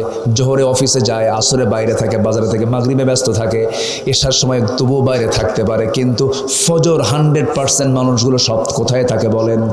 এরপরও যে বাড়িতে থাকার পরও মসজিদে আসতে পারে না, রাসূল বলেছেন মুনাফিক চেনার একটা লক্ষণ হলো সে কিসের নামাজে যেতে পারে না? বলেন। ধরা খেয়ে গেছি আমরা, যাবেন কোথায়? ওমর ফারুক রাদিয়াল্লাহু তাআলা আনহু একদিন কাঁদতে কাঁদতে আত্মহারা হয়ে যাচ্ছেন, বেকরার হয়ে যাচ্ছেন, দৌড়ে দৌড়ে চলে গেছেন ওই সাহাবীর কাছে, যে সাহাবীর কাছে আমার রাসূল মুনাফিকদের তালিকা রেখেছিলেন। মুনাফিকদের তালিকা রেখেছিলেন। ওমর ফারুক গিয়ে বলছেন, ভাই, ও ভাই হুযায়ফা, দেখো তো আমার রাসূল যে মুনাফিকের তালিকা দিয়েছেন তোমাকে, সেই তালিকার মধ্যে আমি ওমর, আমার নামটা আছে কিনা? সঙ্গে সঙ্গে হুযায়ফা বলছেন, ভাই ওমর, আপনি কি বলেন, আপনার নাম কি থাকে নাকি? ওমর ফিল জান্নাহ, রাসূল বলে দিয়েছেন। উনি কেঁদে কেঁদে বলছেন, ভাই হুযায়ফা, আমার মাঝে মাঝে মনে হয় ওমর বুঝি মুনাফিক হয়ে গেছে। কি পেরেশান তারা থাকতেন, কি অস্থির চিত্ততা নিয়ে তারা থাকতেন।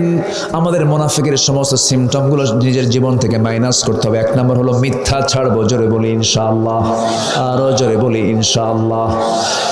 এক সাহাবী রাসূলকে বলেন, ইয়া রাসূলুল্লাহ, কি আমি বেশি আমল করতে পারবো না, আপনি একটা আমল শিখায় দেন। এত ওয়াজ আমার আমি শুনতে চাচ্ছি না, আপনি আমাকে একটা আমল শুধু শিখায় দেন। রাসূল কাউকে কখনো হতাশ করতেন না, আস্তে করে বসায় দিয়ে বলছেন, সাহাবী একটা আমল তুমি করবা, জীবনে আর কোনোদিন মিথ্যা কথা বলবা না। যেরকম সুবহানাল্লাহ। প্রথম দিকে তার মধ্যে 3টা বদঅভ্যাস ছিল, চুরি করা, জেনা করা, মদ খাওয়া। চুরি করা, জেনা করা, মদ খাওয়া। রাত পার হয়ে গেছে, সকালবেলা এসেছে রাসূলের কাছে। রাসূল বলেন, গত রাতে তুমি কার বাড়িতে গেছো? মানে চুরি। সাহাবী বলছেন, হুজুর আল্লাহর কসম করে বলে আজকে থেকে আমি চুরি বাদ দিয়ে দিলাম। আবার আরেকদিন গেছে, গত রাত্রিতে তুমি কিসের বোতল হাতে নিয়েছো? সাহাবী বলো, হুজুর আল্লাহর কসম করে বলি মদের বোতল বাদ দিলাম। গত রাত্রে তুমি কোন নারীর ঘরে প্রবেশ করেছো? হুজুর আল্লাহর কসম করে বলে আজকে থেকে যেন বাদ দিলাম। মিথ্যা ছাড়লে পরে সমস্ত হারাম কাজ তার জীবন থেকে মাইনাস হয়ে যায়। জোরে কান সুবহানাল্লাহ। সমস্ত পাপের মা কি বলেন? বলেন সমস্ত পাপের মা কি? মিথ্যা কথা। আমার বন্ধুগণ, এক মুনাফিক মারা গেল নবীর জীবদ্দশায়।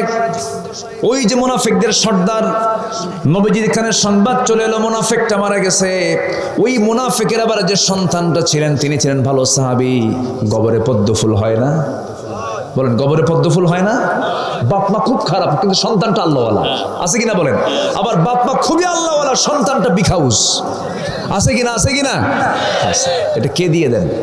এটা হয়, অনেক সময় হয়। এটা নূহের ছেলে কেনান, আবার আজরের ছেলে ইব্রাহিম আলাইহিস সালাতু ওয়াস সালাম। আল্লাহু আকবার বলেন। এটা হতেই পারে, হতাশার কোনো কারণ নাই। আমার বন্ধুগণ, ওই সাহাবী এসে কান্না বিজড়িত কণ্ঠে বলছেন, ইয়া রাসূলুল্লাহ, আমি আপনার কাছে এমন একটা বিষয় না আপনার সামনে আজকে হাজির হয়েছে। কি বিষয় বলো?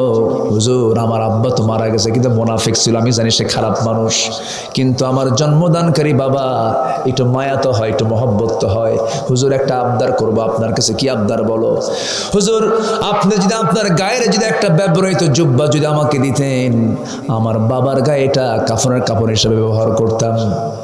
রাসূল মুস্কি হাসি মেরে বলছেন, সাহাবী তোমাকে মানা করি কেমনে? তুমি আমার সাহাবী, তুমি চাইছো, যাও, এই জুব্বা দিয়ে দিলাম, যাও নিয়ে যাও। কার জন্য দিলেন?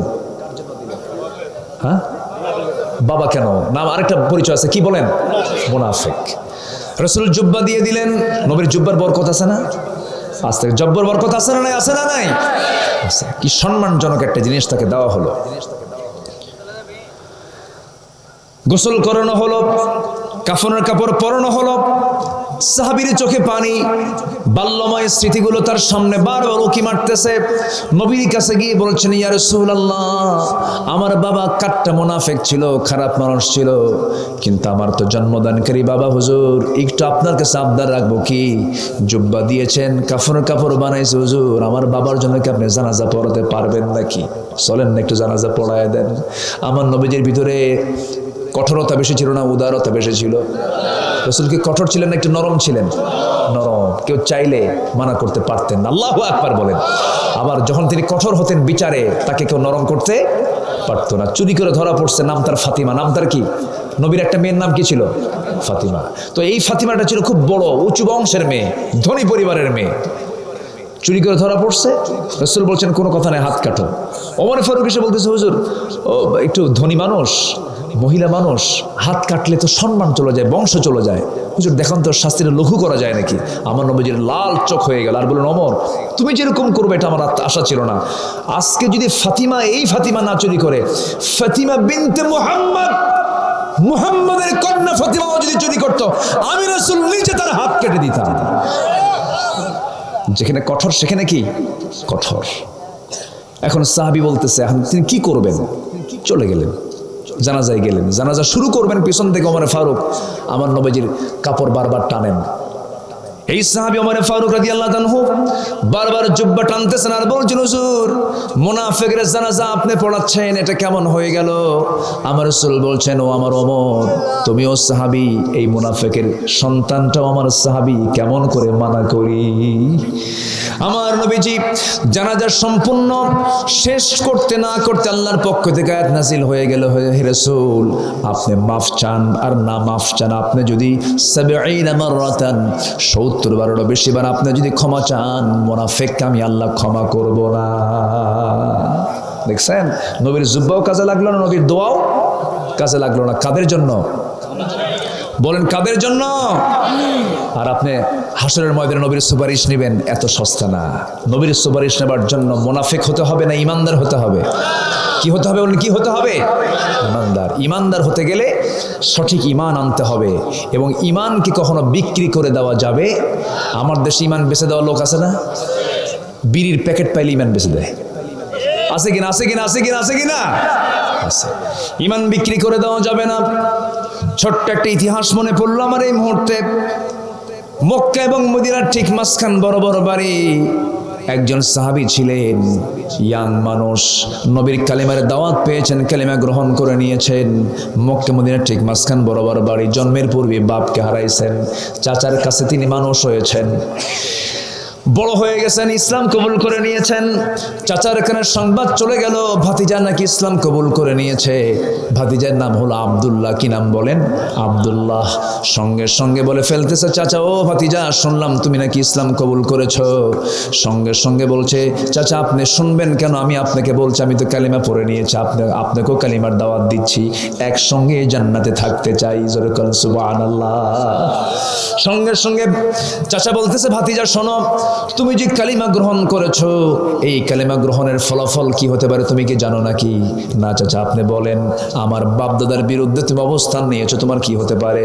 আমি তোমার সমস্ত সম্পত্তিগুলো জোর করে নিয়ে নেব, তোমাকে বাড়ি থেকে বের করে দেব। মুস্কি হাসি মেরে বলছে, আমার চাচা, আপনি আমাকে যে ভয় দেখাচ্ছেন, আমার ডান হাতে সূর্য, বাম হাতে চন্দ্র, এটাও যদি এনে দেন, ইমান থেকে আমি এক চুল পরিমাণ নড়ব না। জোরকান সুবহানাল্লাহ। আর এই সম্পত্তি নিবেন, নেন, জোরাজোরি করতে হবে না।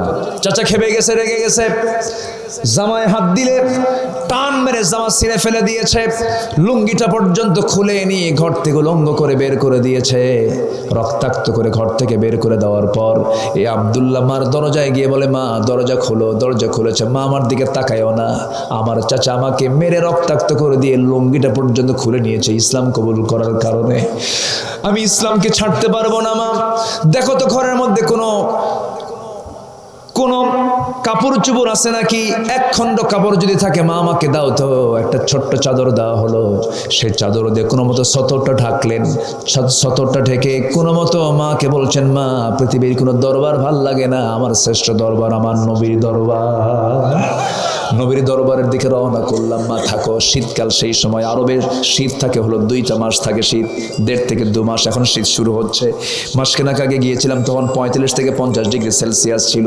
এখন 1 মাস, আর 1 মাস পরে শীত থাকবে, প্রচন্ড হাড় কাঁপানো শীত। এই শীতের ভেতরে প্রায় 200-250 মাইল পায়ে হেঁটে হেঁটে ওই সাহাবী রওনা দিয়ে বহু সময়ের ব্যবধানে মদিনায় পৌঁছে গেলেন। ফজরের একটু আগ দিয়ে নবীর সামনে দরজায় গিয়ে নক করছেন। রাসূল দরজা খুলেই দেখেন থরথর করে কাঁপতেছে এক যুবক। চেহারাটা সুন্দর ছিল। রাসূল নগ্ন দেহ দেখে কিচ্ছু বললেন না, ভিতরে চলে গেলেন। আমার নবীর ব্যবহৃত সুন্দর 2টা জুব্বা হাতের মধ্যে নিয়ে বলছে, যুবক তাড়াতাড়ি জুব্বাটা পড়ো, প্রচন্ড ঠান্ডা, তোমার গায়ে ঠান্ডা লেগেছে। জুব্বা পড়ায় দিলেন। রাসূল বলছেন, ও সাহাবী আব্দুল্লাহ, তোমার কি হয়েছে বলো? হুজুর, দিন গ্রহণ করেছে, এর জন্য আমাকে বাড়ি থেকে বের করে দিয়েছে, লুঙ্গি পর্যন্ত খুলে নিয়েছে। রাসূল বললেন, তোমার চাচা করেছে তোমাকে উলঙ্গ, আর আমি তোমাকে আমার জুব্বা দিয়ে আমি তোমাকে ঢেকে দিলাম। জোরে বলেন সুবহানাল্লাহ। খুব খুশি হলেন। এরপর রাসূল বলছেন, আব্দুল্লাহ তুমি কিছু চাও নাকি আমার কাছে বলো। এবার তিনি বলছেন, ইয়া রাসূলুল্লাহ, আপনি আমার কাছে, আমি আপনার কাছে যে চাওয়াটা চাবো, দুনিয়ার কোনো কিছু চাবো না। আমি আপনার কাছে চাই হলো আল্লাহ যেন আমাকে মৃত্যুর রাজপথ, শহীদে মৌত যেন আমাকে দিয়ে দেন, আমি যেন শহীদ হয়ে যাই। আমার নবী হাত উঁচু করে বলছে, ও আকাশের মালিক আল্লাহ, আমার আব্দুল্লাহর জান মাল তুমি কাফের বেঈমানদের জন্য হারাম করে দাও। দোয়াটা উল্টা হয়ে গেল। আব্দুল্লাহর মন খারাপ হলো। রাসূল বলছেন, আব্দুল্লাহ মন খারাপ করো কেন? হুজুর, আমি দোয়া চাইলাম কি, দোয়া করলেন কি, কাফের মুশরিকরা আমাকে মারতে পারবে না, আমি শহীদ হব কেমনে? রাসূল রাসূল বলছেন, আব্দুল্লাহ তোমার দিন গ্রহণ করতে বড় কষ্ট হয়েছে, দুনিয়া বিক্রি করতে হয়েছে। তুমি কি এই বিষয়টা জানো না? তোমার মৃত্যু যদি বিছানা হয়ে থাকে, ওয়া ইম্মা তাআলা ফিরাশিহি, শাহাদাতের তামান্না যদি লালন করে থাকো হৃদয়ে, আল্লাহ রাব্বুল আলামিন তোমাকে শহীদের দরজা বিছানায় মৃত্যুর মধ্য দিয়ে দিবেন। জোরে বলেন সুবহানাল্লাহ। রাসূল তাকে পাঠায় দিলেন আসহাবে সুফফার ভিতরে। আমার নবীর যে ঘর, যারা গিয়েছেন নবীর ঘর, অনেকে যারা আল্লাহ রাসূলের যারা কবর জিয়ারা করেছে, নবীর ঘর হয়ে গেছে এখন কবর। ওই ঘরের সঙ্গেই ছিল চতুর্কোণ বিশিষ্ট একটা জায়গা। ওই জায়গায় ওই সমস্ত সাহাবীরা থাকতেন সর্বক্ষণ, যাদের ঘর ছিল না, বাড়ি ছিল না, দেশ ছাড়ছেন, সবকিছু ছাড়ছেন। রাসূল তাদের মেহমান করে রাখতেন, যে হাদিয়া তোহফাগুলো আসতো তাদেরকে দিয়ে খেতেন। মাঝে মাঝে সাহাবে কেরাম ক্ষুধার যন্ত্রণায় কথার আওয়াজ বন্ধ হয়ে যেত, মুখ থেকে কথা বের হতো না। একদিন আমার নবীজি ওই আসহাবে সুফফার সদস্যদের সামনে গিয়ে দাঁড়ালেন, প্রচন্ড ক্ষুধার যন্ত্রণায় ছটফট করছে। ইতিমধ্যে এক গ্লাস দুধ কে যেন দিয়ে গেছে, উটের দুধ দিয়ে গেছে। উটের দুধ শক্তিশালী দুধ, এক গ্লাস দুধ দিয়ে গেছে। এক গ্লাস দুধ দিয়ে শতাধিক এই সাহাবীদের খাবার কেমন করে হয়? রাসূল বলছেন, এই যে দুধের এই যে গ্লাসটা আমি খুলে দিলাম, সাহাবী তুমি শুরু করো। শুরু করলেন, তুমি খাও। দ্বিতীয়জন খেলেন। সব সাহাবীরা এক গ্লাস দুধ দিয়ে সব সাহাবীর পেট পূরণ হয়ে গেছে, দুধ কমে নাই। রাসূল বলছেন, যতক্ষণ না গ্লাসের মুখটা আমার মুখের সঙ্গে না লাগবে, এই গ্লাসের দুধ কখনো ফুরাবে না। জোরে কোন সুবহানাল্লাহ। ওই আসহাবে সুফফার সদস্য হয়ে গেলেন। ওই আব্দুল্লাহ কোরআনে কারীম তেলাওয়াত করেন, জোরে জোরে কোরআন তেলাওয়াত করেন। কোরআন তেলাওয়াতের আওয়াজে সাহাবে কেরাম বিরক্ত হয়ে যান, এত জোরে জোরে কোরআন পড়েন।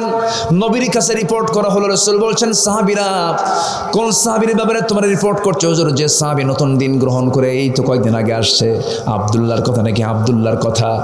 আর রাসূল কেঁদে কেঁদে বলছেন, ও আমার সাহাবীরা, আব্দুল্লাহর তেলাওয়াতে বাধা দিও না, কারণ আব্দুল্লাহ দিন গ্রহণ করতে গিয়ে দুনিয়া বিক্রি করে সে ঈমানটা এনেছে। জোরে কোন সুবহানাল্লাহ। আমার নবীজি মদিনার মসজিদ থেকে কোন এক অভিযানে বের হলেন, যুদ্ধে বের হলেন। সেই যুদ্ধের অভিযানে, ওই আব্দুল্লাহকে সাথে করে নিয়ে রাসূল বলছেন, চলো আব্দুল্লাহ আমার সঙ্গে চলো। তাকে সাথে নিয়ে চলে গেলেন। অভিযান শেষ হওয়ার পরে তিনি মদিনার দিকে ফিরবেন, এমন সময় নবীর কানে সংবাদ আসলো, হুজুর আপনার প্রিয় সাহাবী আব্দুল্লাহ চরম আহত হয়েছে, অসুস্থ অবস্থায় আছে, কাতরাচ্ছে। রাসূল কেঁদে ফেললেন আর বলছেন, আমার আব্দুল্লাহ আমার প্রিয় সাহাবী, ভালো করে সেবা করো। 3 দিন চলে গেল। 3 দিন পর আমার নবীর কাছে সংবাদ চলে আসলো, হুজুর অনেক চেষ্টা করেছি, নার্সিং করেছি, আব্দুল্লাহ বাঁচে নাই, মরে গেছে।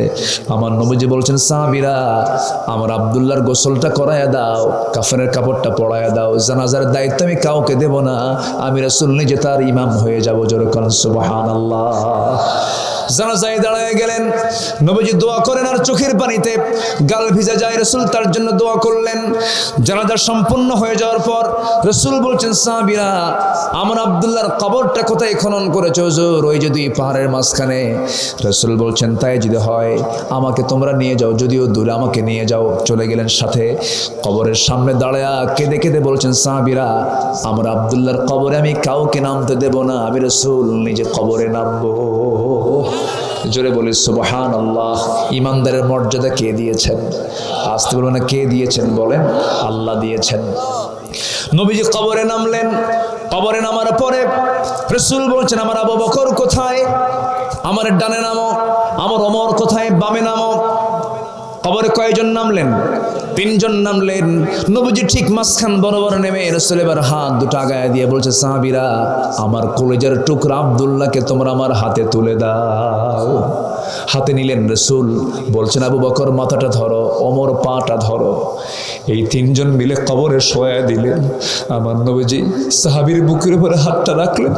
হাতটা রেখে আকাশের দিকে তাকায় বলছেন, আকাশের মালিক আল্লাহ, আমি বিশ্বনবী এই মুহূর্ত পর্যন্ত আমি আব্দুল্লাহর উপরে সন্তুষ্ট আছি, মেহেরবানি করে আব্দুল্লাহকে তুমি আল্লাহ দয়া করে কবুল করে নাও।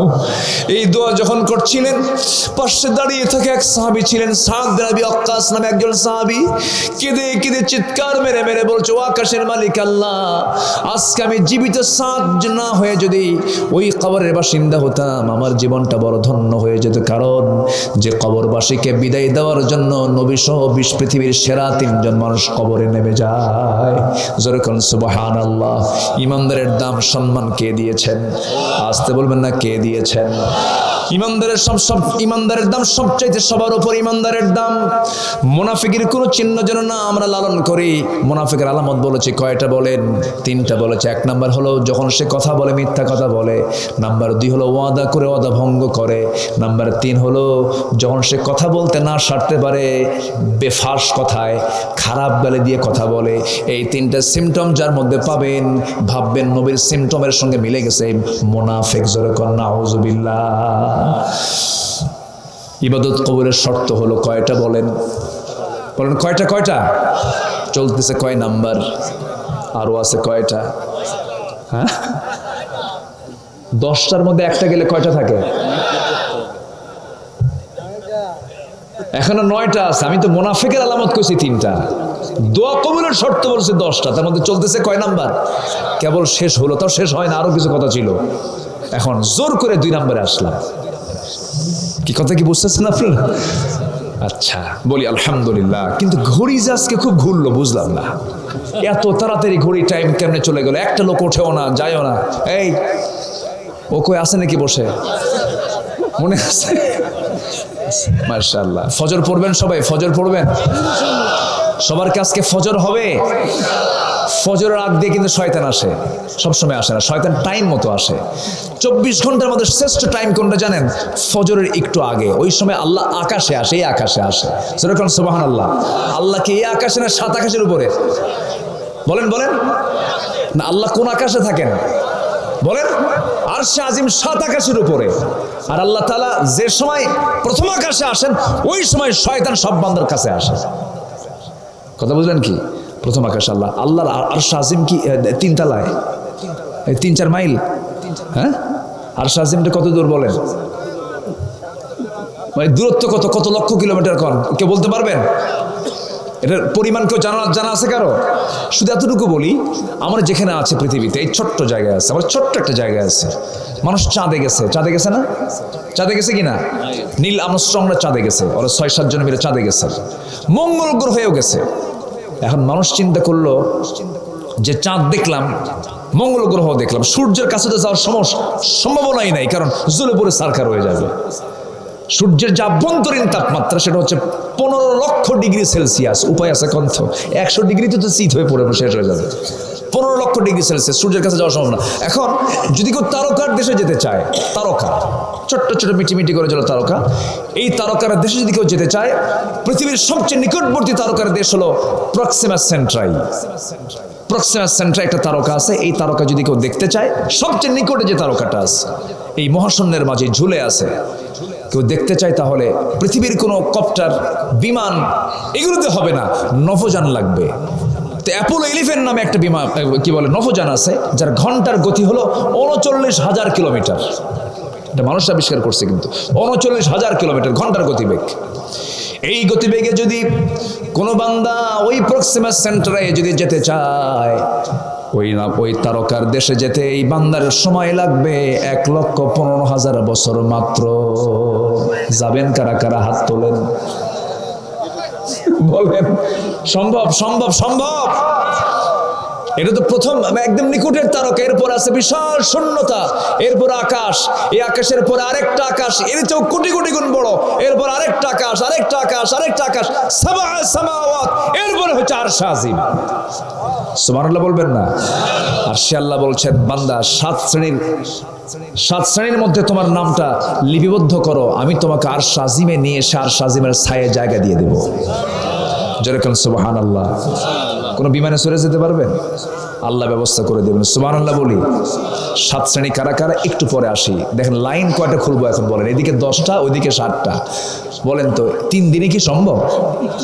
অনেক আলোচনা, একটু মনোযোগ দিয়ে শোনেন। তাহলে যে সময় আল্লাহ তাআলা প্রথম আকাশে আসে সেই সময় শয়তান বান্দার কাছে আসে। দেখেন শয়তান কিভাবে ওয়াসওয়াসা দেয়। শয়তান এসে বলে, একদম তাহাজ্জুদের সময় শয়তান এসে বলে, আলাইকা লাইলুন তাওয়িল, আলাইকা লাইলুন তাওয়িল। রাসূল বলতেছেন এই কথা, যে সাহাবীরা এই ওয়াজটা শয়তান করে। মাথার চুলের মধ্যে হাত দেয় আর বলে, আলাইকা লাইলুন তাওয়িল, তোমার জন্য রাত বড় লম্বা, ঘুমাও ঘুমাও ঘুমাও ঘুমাও। এরকম করে বারবার তাকে সুন্দর করে ঘুমানোর চেষ্টা করে। রাসূল বলেন সেই সময় শয়তান 3টা গিট মেরে যায়। 3টা কি মেরে যায় বলেন? গিট মেরে যায়, গিরা মেরে যায়। এলাকায় কি বলে এটা? হ্যাঁ, গিরা বলে নাকি? হ্যাঁ, আপনাদের নওগাঁর ভাষা তো মাশাআল্লাহ অনেক মিষ্টি, কিন্তু নওগাঁর আবার নিয়ামতপুর, তারপরে জবাইবিল, ওই যে পোরশা টোরশার ওইদিকে গেলে আবার দেখি কেমন জানি সালাম দিতে পারে না, আসসালামু আলাইকুম। আগে সালায়ের পরে দুলাভাই হয় না। একটা একটা সমস্যা আছে না বলেন তো? সমস্যা আছে না? সমস্যা আছে কিনা বলেন? সমস্যা, বেশ সমস্যা সেখানে, সমস্যারই সমস্যা। ভাষা, এটা হচ্ছে ভাষা। ভাষা কে দিয়েছেন? ভাষা কে দিয়েছেন? আল্লাহ দিয়েছেন। গিরা বলে, গিট। 3টা গিট শয়তান দিয়ে চলে যায়। রাসূল বললেন এই 3 গিট যদি কেউ ছুটাতে চাও তাহলে 3টা আমল করতে হবে। রাসূল বলে দিয়েছেন। দেখেন কি সুন্দর টিপস রাসূল দিলেন। আমরা এটা আজকে ফজর থেকে শুরু করব। আরো জোরে, আরো জোরে, আরো জোরে। কয়টা বলেন তো? গিট কয়টা? পরামর্শ রাসূলের কয়টা? 3টা। নাম্বার 1 হলো আজান শোনার সঙ্গে সঙ্গেই যদি কোনো বান্দা পিঠটাকে বিছানা থেকে মাইনাস করে যদি বসে পড়ে, 1টা গিট ছুটে যায়। ওযু যখন বানায় 2টা গিট ছুটে যায়। ওযু বানায় আমরা কিসের জন্য বলেন? আসতে বলবেন না, কিসের জন্য বলেন? সর্বক্ষণ ওযু করা কি বলেন? ওযু করা কি? নামাজের জন্য ওযু করা কি? সুন্নত, নফল। নফল নামাজের ওযু করা কি? নফল নামাজের ওযু করা। অনেকে নফল কইছে, বলেন বলেন। নামাজ নফল হোক, ওয়াজিব হোক, সুন্নত হোক, নামাজ সুন্নত ওয়াজিব ফরজ হতে পারে, কিন্তু ওযু করা কি? ফরজ। দেখেন তাহলে ওযুর দাম কত। ওযুর কখনো সুন্নত নাই, ওযুর কখনো কি নাই? সুন্নত নাই। নামাজের সুন্নত আছে, নামাজের নফল আছে, কিন্তু ওযুর কোনো সুন্নত নফল। ওযু করা সংরক্ষণের জন্য কি? নামাজে দাঁড়াতে গেলেই ওযু করা ফরজ। 4টা কাজ। এই 4টা কাজ যখন কোনো বান্দা করবে, আরেকটা গিট ছুটে চলে যাবে। বান্দা যখন নামাজে উদ্দেশ্যে বাড়ি থেকে বের হয়ে মসজিদের দিকে চলে যাবে, নামাজে দাঁড়াবে, সঙ্গে সঙ্গে 3 নাম্বার গিটটা ছুটে চলে যাবে। 24 ঘন্টা শয়তান ওই বান্দার কাছে আসার সাহস পায় না। জোরে করেন সুবহানাল্লাহ। ফজর পড়বেন কারা কারা? দেখি ওয়াজের শেষে ফলাফল দেখি। অনেকে হাত তোলে নাই, কিন্তু ভাবতেছে হুজুর যতই কন তুলতাম না। ফজর পড়বেন কারা কারা দেখি। আদর্শ গ্রামের বৈশিষ্ট্য হলো সেই গ্রামের ফজরের মুসল্লি জোহরের চাইতে বেশি হবে। জোরে বলি ইয়া আল্লাহ, আমাদেরকে ফজর, জোহর, আসর, মাগরিব, ইশা 5 ওয়াক্ত সালাত আদায় করার তৌফিক তুমি আল্লাহ দিয়া দাও। জোরে বলি আমিন। আরো জোরে আমিন, আরো জোরে আমিন। কষ্ট দিয়ে ফেললাম আপনাদের। নামাজ পড়লে কার লাভ? অনেকে কিছু আল্লাহ লাভ, আল্লাহ লাভ। নামাজ পড়লে আল্লাহ লাভ,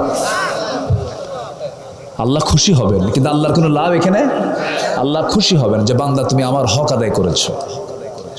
তাহলে ইবাদত কবুলের শর্ত হলো মুনাফিকি বাদ দেবো 1 নম্বর। নাম্বার 2 হচ্ছে নামাজের ভিতরে অলসতা রাখা যাবে না।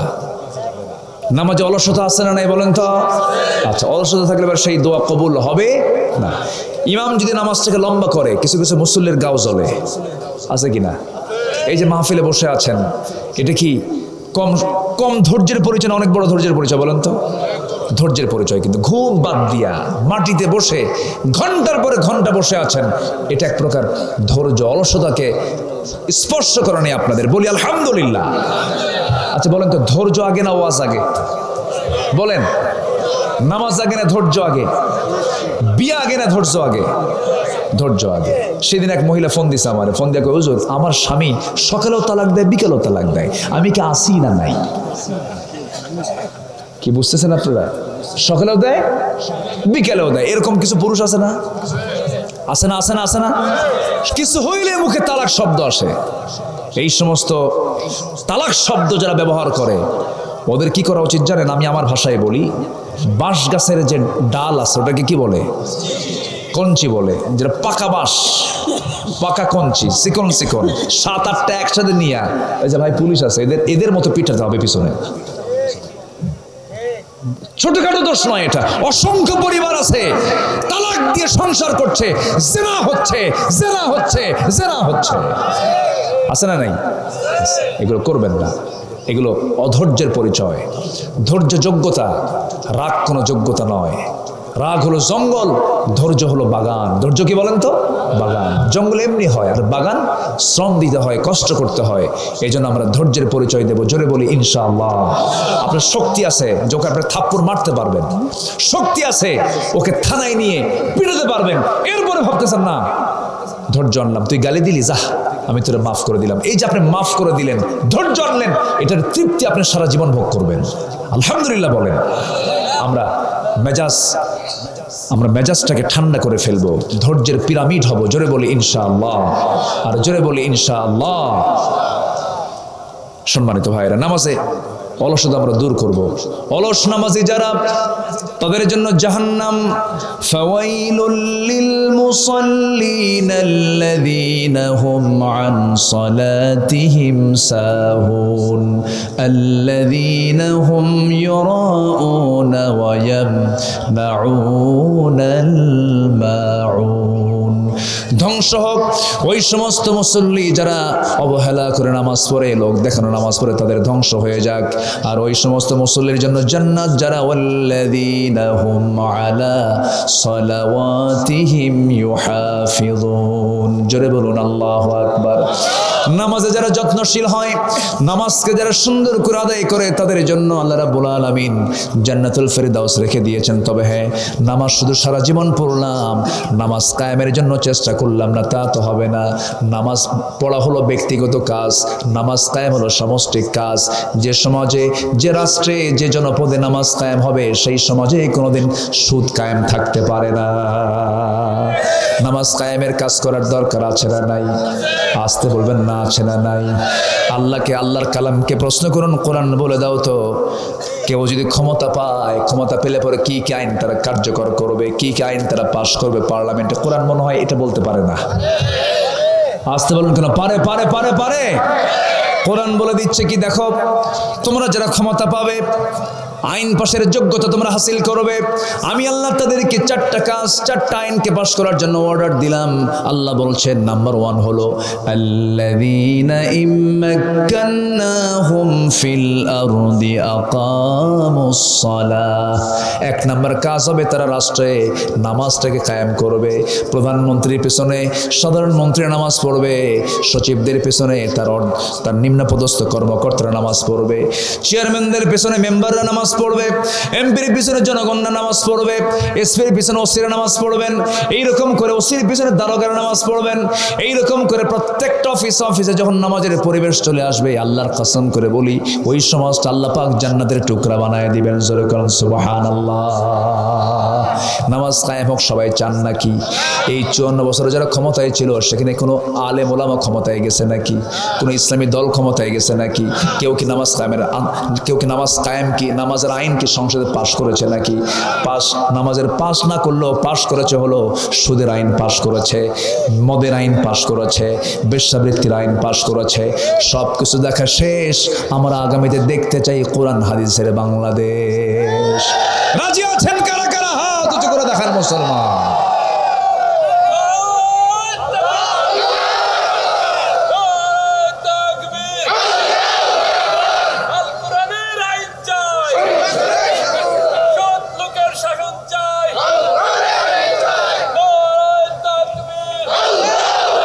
কোরআন আছে যেখানে, আমার নেতা তোমার নেতা। আল্লাহ কবুল করুন। কবরে প্রশ্ন কয়টা আছে বলেন তো? কবরে নাম্বার 1, মার রব্বুক, তোমার রব কে? তোমার আইনদাতা কে? নাম্বার 2 হলো ওমা দীনুক, তোমার দিন কি? আর তোমার দিন কি, তোমার ধর্ম কি, তোমার জীবন বিধান কি?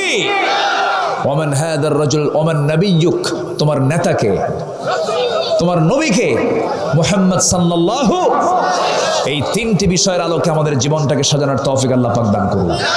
জোরে বলি আমিন। আমি কোনো কিছু ফাঁক ফোকর রাখি নাই।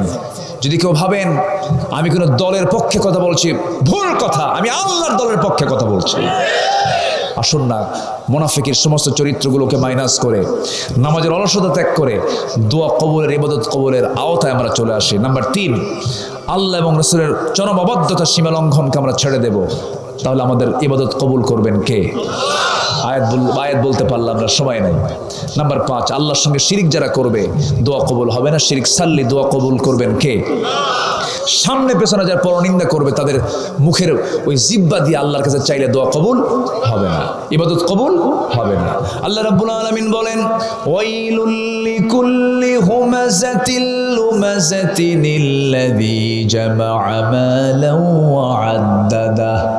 ওই সমস্ত লোকদের জন্য ধ্বংস যারা সামনে একরকম পিছনে আরেক রকম, যারা চরিত্র নিয়ে আচরণ করে, কথাবার্তা বলে, সামনে দেখলে বলে ভাই আপনার মতো লোকই হয় না, আড়াল হলেই কয় হারামজাদা। এরকম আছে কিনা, আছে কিনা বলেন? এদের আল্লাহ কি রহমত চেয়েছেন না ধ্বংস চেয়েছেন? ধ্বংস চেয়েছেন। এইগুলো থাকা যাবে না। নাম্বার 6 হলো আল্লাহকে ভুলে থাকে, মন্দ কাজ আদেশ করা। নাম্বার 7 হলো শয়তানের পদাঙ্ক অনুসরণ করা। নাম্বার 8 হলো লোক দেখানো ইবাদত করলে আল্লাহর দরবারে সেই ইবাদত কবুল হবে না। নাম্বার 9 হচ্ছে কুফরি করা। নাম্বার 9 কি বলেন তো? কুফরি করা, অর্থাৎ আল্লাহর কোনো বিধানকে লঙ্ঘন করা অথবা আল্লাহর শুকরিয়া আদায় করতে নিজেকে কৃপণতার পর্যায়ে নিয়ে যাওয়া, এগুলো হচ্ছে কুফরির আচরণ। আচ্ছা, এরপরে হলো নাম্বার 10, সর্বশেষ সেটা হচ্ছে যেটা বলতে চাচ্ছি। নাম্বার 10 আমরা শেষ করে দেব। 12টা কত বাজে? 12টা 2 বাজে। আমি 2 মিনিট ক্রস করে ফেলেছি। একটু বসুন। আজকের সময়টা খুব দ্রুত চলে গেছে, আমি মাফ চাই ভাই। আমি আলোচনা চালাবো, আরো চালাবো, আলোচনা চলো। হুজুর মরুক। হ্যাঁ, সুন্দর, আমার পক্ষে লোক পাইছে। আমি ওইদিকে তাকাই। জি, নাম্বার 10। হ্যাঁ, বলবো। নাম্বার 10 হচ্ছে আল্লাহর সাথে মিথ্যা দৃঢ় অঙ্গীকার করে আবার তা অবজ্ঞার সাথে ভঙ্গ করা। আমরা আল্লাহর সঙ্গে যে অঙ্গীকার করেছি, সে অঙ্গীকারকে যারা ভঙ্গ করবে আল্লাহ তাদের কোনো ইবাদত কবুল করবেন না। কথাগুলো কার? কথাগুলো কার? আল্লাহ আমল করার তৌফিক দান করুন। সবার বাড়িতে মা বোন আছে না নাই? পর্দার দরকার আছে, নামাজের দরকার আছে, কোরআন তেলাওয়াতের দরকার আছে। বউ মেয়ে সবাইকে বলবেন 3টা কাজ রেগুলার রাখবা। ঘুম থেকে উঠি নামাজ, এরপর কোরআন তেলাওয়াত সূর্য ওঠা পর্যন্ত। কি ওঠা পর্যন্ত? সূর্য ওঠা পর্যন্ত তেলাওয়াত। নাম্বার 3 হলো যেখানেই যাবা ঘরের পরিবেশ নিয়ে বাইরে বের হবা। ঘরের কি দরজা নাই, জানলা নাই, আড়াল নাই, পর্দা নাই? ঘরের পরিবেশ নিয়ে বাইরে চলে যাবা, পর্দায় থাকবা। এই 3টা কাজ যদি কোনো পরিবারে থাকে, পরিবারটা হবে জান্নাতের টুকরা। আল্লাহ কবুল করুন। জোরে বলি আমিন, আরো জোরে আমিন। সবাই নামাজের মতো করে বসি। আজকের মাহফিলটা একটা পরিচ্ছন্ন মাহফিল, যে মাহফিলে কোনো কালেকশন নাই, যে মাহফিলে কোনো প্রকার সময়ের কোনো অপচয় নেই। আমি এই মাহফিলকে খুবই পছন্দের তালিকায় রেখেছি। আলহামদুলিল্লাহ, বলি আলহামদুলিল্লাহ। এই মাহফিলকে মজবুত করার জন্য বিশেষ করে ফিনান্সিয়াল সাপোর্ট এই গ্রামের, এই অঞ্চলের প্রবাসী ভাইরা করেছেন। ঠিক আছে না? প্রবাসী ভাইরা অনেক সাপোর্ট দিয়েছেন। এই প্রবাসী ভাইদের সকল দানকে তুমি আল্লাহ কবুল করে নাও। প্রবাস জীবনকে তুমি আল্লাহ সুখময়, বরকতময় করে দাও। আল্লাহ কবুল করেন। জোরে বলি আল্লাহুম্মা আমিন। এই গ্রামের প্রত্যেকটা মা বোনকে দিন বোঝার তৌফিক দিয়ে দাও। আল্লাহ আমাদের সবাইকে দিনের জন্য কবুল করুন। সূরা ফাতিহা পাঠ শেষে আমিন পড়া সুন্নাহ। আচ্ছা, অর্থাৎ কবুল করে শব্দটি সূরার কোনো অংশ নহে, তবে এ কোন সূরার অংশ? আচ্ছা, আমাকে প্রশ্ন করেছেন। হ্যাঁ, সূরা ফাতিহার পর আমিন কেউ বলে কিনা বলেন? কেউ আস্তে বলে, জোরে বলে? আস্তে জোরে বলতে কোনো আপত্তি? জোরে বললেও সমস্যা না, আস্তে বললেও? যদি কেউ আমিন নাও বলে, নামাজ কবুলে কি বাধা আছে? তাও বাধা নাই, কিন্তু এগুলো নিয়ে মারামারি লাগি আমরা। ঠিক না, এটা উচিত না। আমরা ঠুনকো কোনো বিষয় নিয়ে আমরা কখনো ভ্রাতৃত্বের মতো এত বড় বন্ধনকে, এই তো ঐতিহ্যকে আমরা কখনো নষ্ট করব না। জোরে বলি ইনশাআল্লাহ। গোটা পৃথিবীর নেতৃত্বে মুসলমানরা এসেছে ভ্রাতৃত্বের কারণে। এই ভ্রাতৃত্ব যেন ঠিক থাকে, মহাব্বত যেন ঠিক থাকে, যেখানে মাসলাক যার যার, আমরা মানে এক প্ল্যাটফর্মে থাকতে চাই। আমাদের পরিচয় হলো আমরা মুসলমান। আমরা কি বলেন তো? মুসলমান। কোনো ফতুয়াবাজি না করি, এটা হারাম ওটা হারাম। কিছু কিছু লোক আছে শুধু খালি হারাম ফতুয়া দেয়, এটা হারাম এটা হারাম এটা হারাম। ওদের একটা কিতাবের নামই আছে কিতাবুল হারাম, বুঝলেন? দেশেই থাকে, দেশের টাকা চলে, দেশের এই সমস্ত নিয়ম কানুন, সমস্ত আইন কানুন সব মেনে নিচ্ছে। এরপর বলে নির্বাচন হারাম, গণতন্ত্র হারাম, এটা হারাম ওটা হারাম, অথচ দেশেই থাকে, দেশের টাকাই খায়। আছে কিনা বলেন? আছে কিনা বলেন? তুই তো নিজেও হারাম। জি থাক, কোনো নাম নেওয়ার দরকার নেই, যা আছে আছে। আমরা বোঝার চেষ্টা করবো ইনশাআল্লাহ। কি আছে এটা? গজল শুনবেন আপনারা? আগ্রহ আছে আপনাদের? আল্লাহু আকবার। আচ্ছা দেখা যাক। জি, আমরা রসুলকে নিয়ে একটু কথা বলি। আমি আজকে রসুলকে নিয়ে একটু কম কথা বলেছি, খুব বেশি লম্বা সময় নিয়ে আমি কথা বলতে পারিনি। দেখি আগামীতে যদি কখনো হয় একটু মনে করে দিবেন। রসুলের সিরাত প্রত্যেকটা আলোচনায় থাকার দরকার আছে না? আচ্ছা, সে কোন বন্ধু বলো বেশি বিশ্বস্ত, সে কোন বন্ধু বলো বেশি বিশ্বস্ত, কার কাছে মন খুলে দেয়া যায়, কার কাছে সব কথা বলা যায়, হওয়া যায় বেশি আশ্বস্ত, তার নাম আহমদ বড় বিশ্বস্ত। আমার নবী সবচেয়ে বিশ্বস্ত, তাই না? যে জন কখনো ব্যথা দিতে জানে না, যে জন কেবলই মুছে দেয় বেদনা, যে জন কখনো ব্যথা দিতে জানে না, যে জন কেবলই মুছে দেয় বেদনা, হৃদয়ের হাহাকার আপন করে নিতে আর কার বুক এত প্রশস্ত, তার নাম আহমদ বড় বিশ্বস্ত। মহানবী বলে তারে কেউ বা ডাকে, আমি ডাকি প্রিয়তম, সে আমার ধ্যান ভালোবাসা প্রেম মধুময় মনোহর স্বপ্ন সম, যে জন করুণার অনুপম উপমা, যার মতো মরমি কোথাও আর মিলে